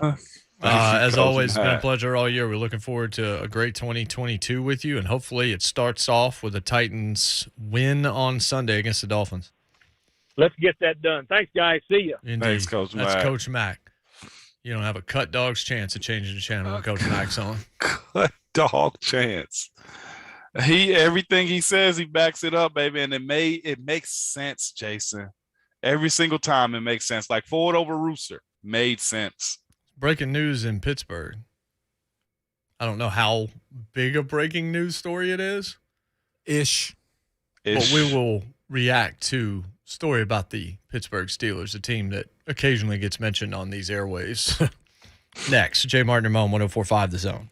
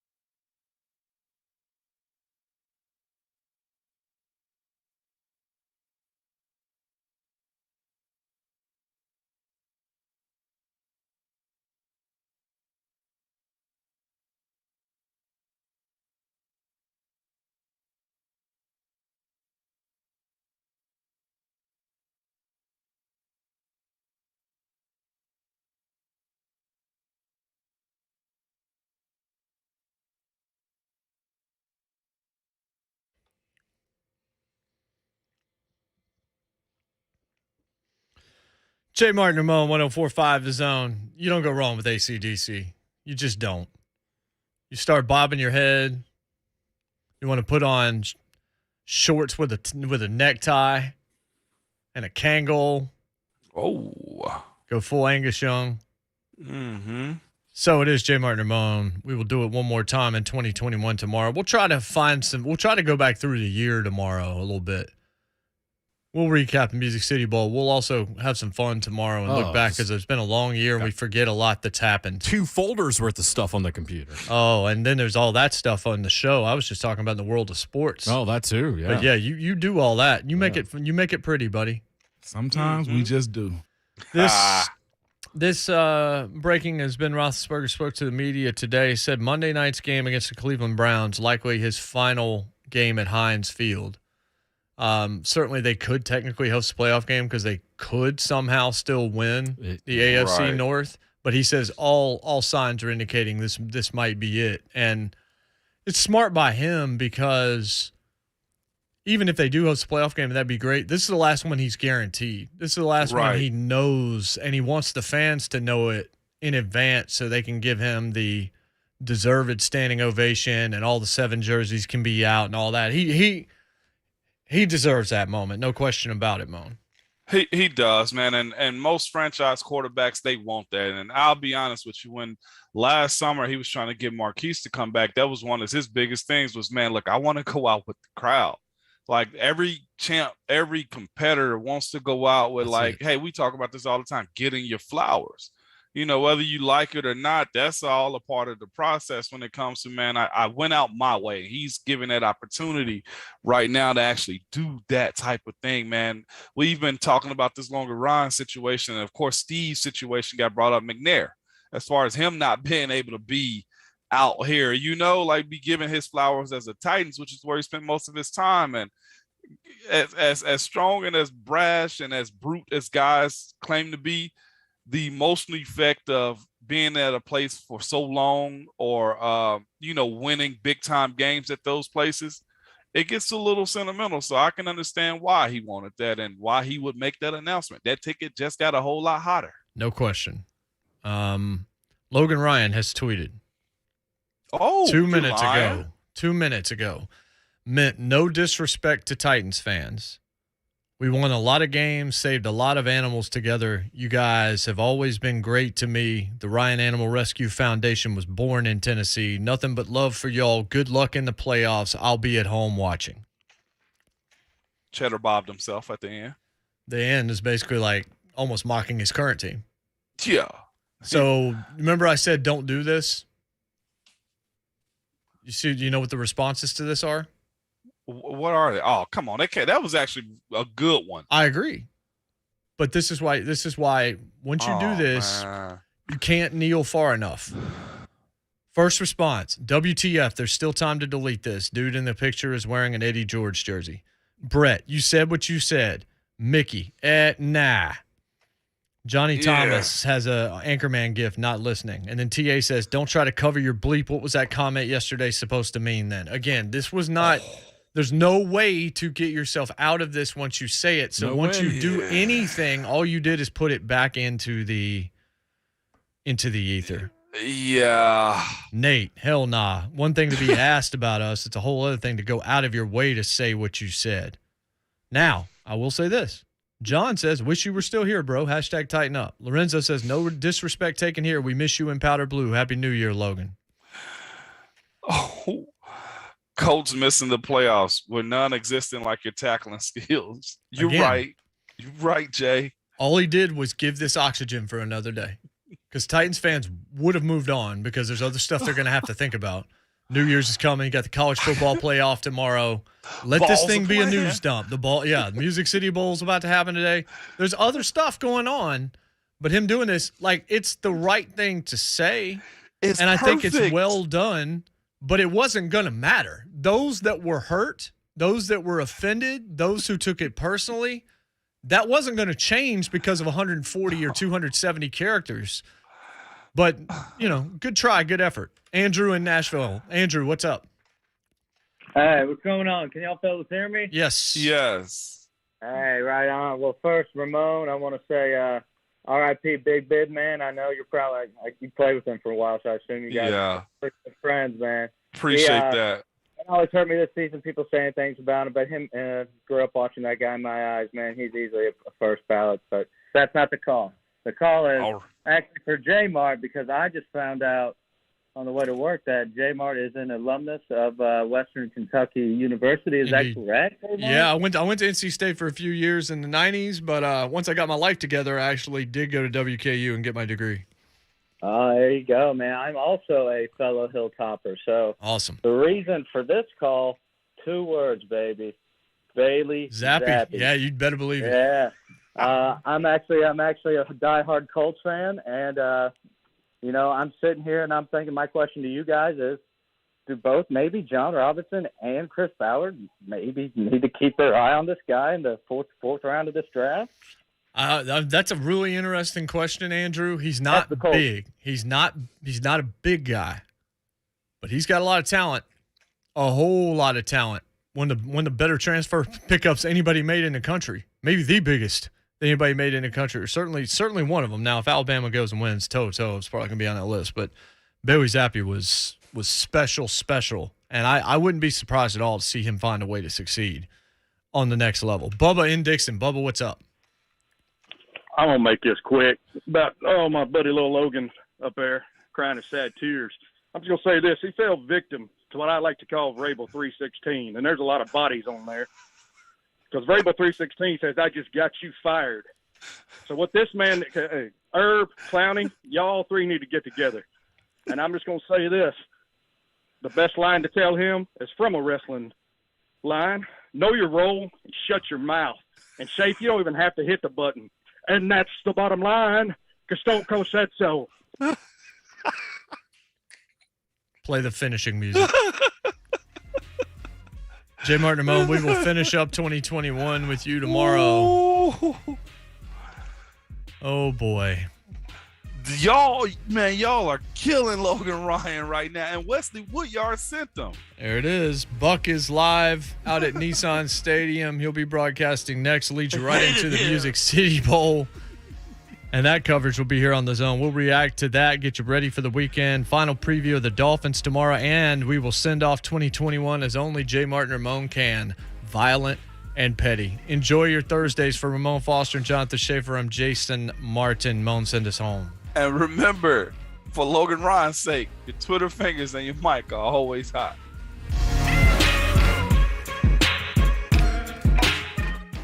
I can feel it all the way down in my plums.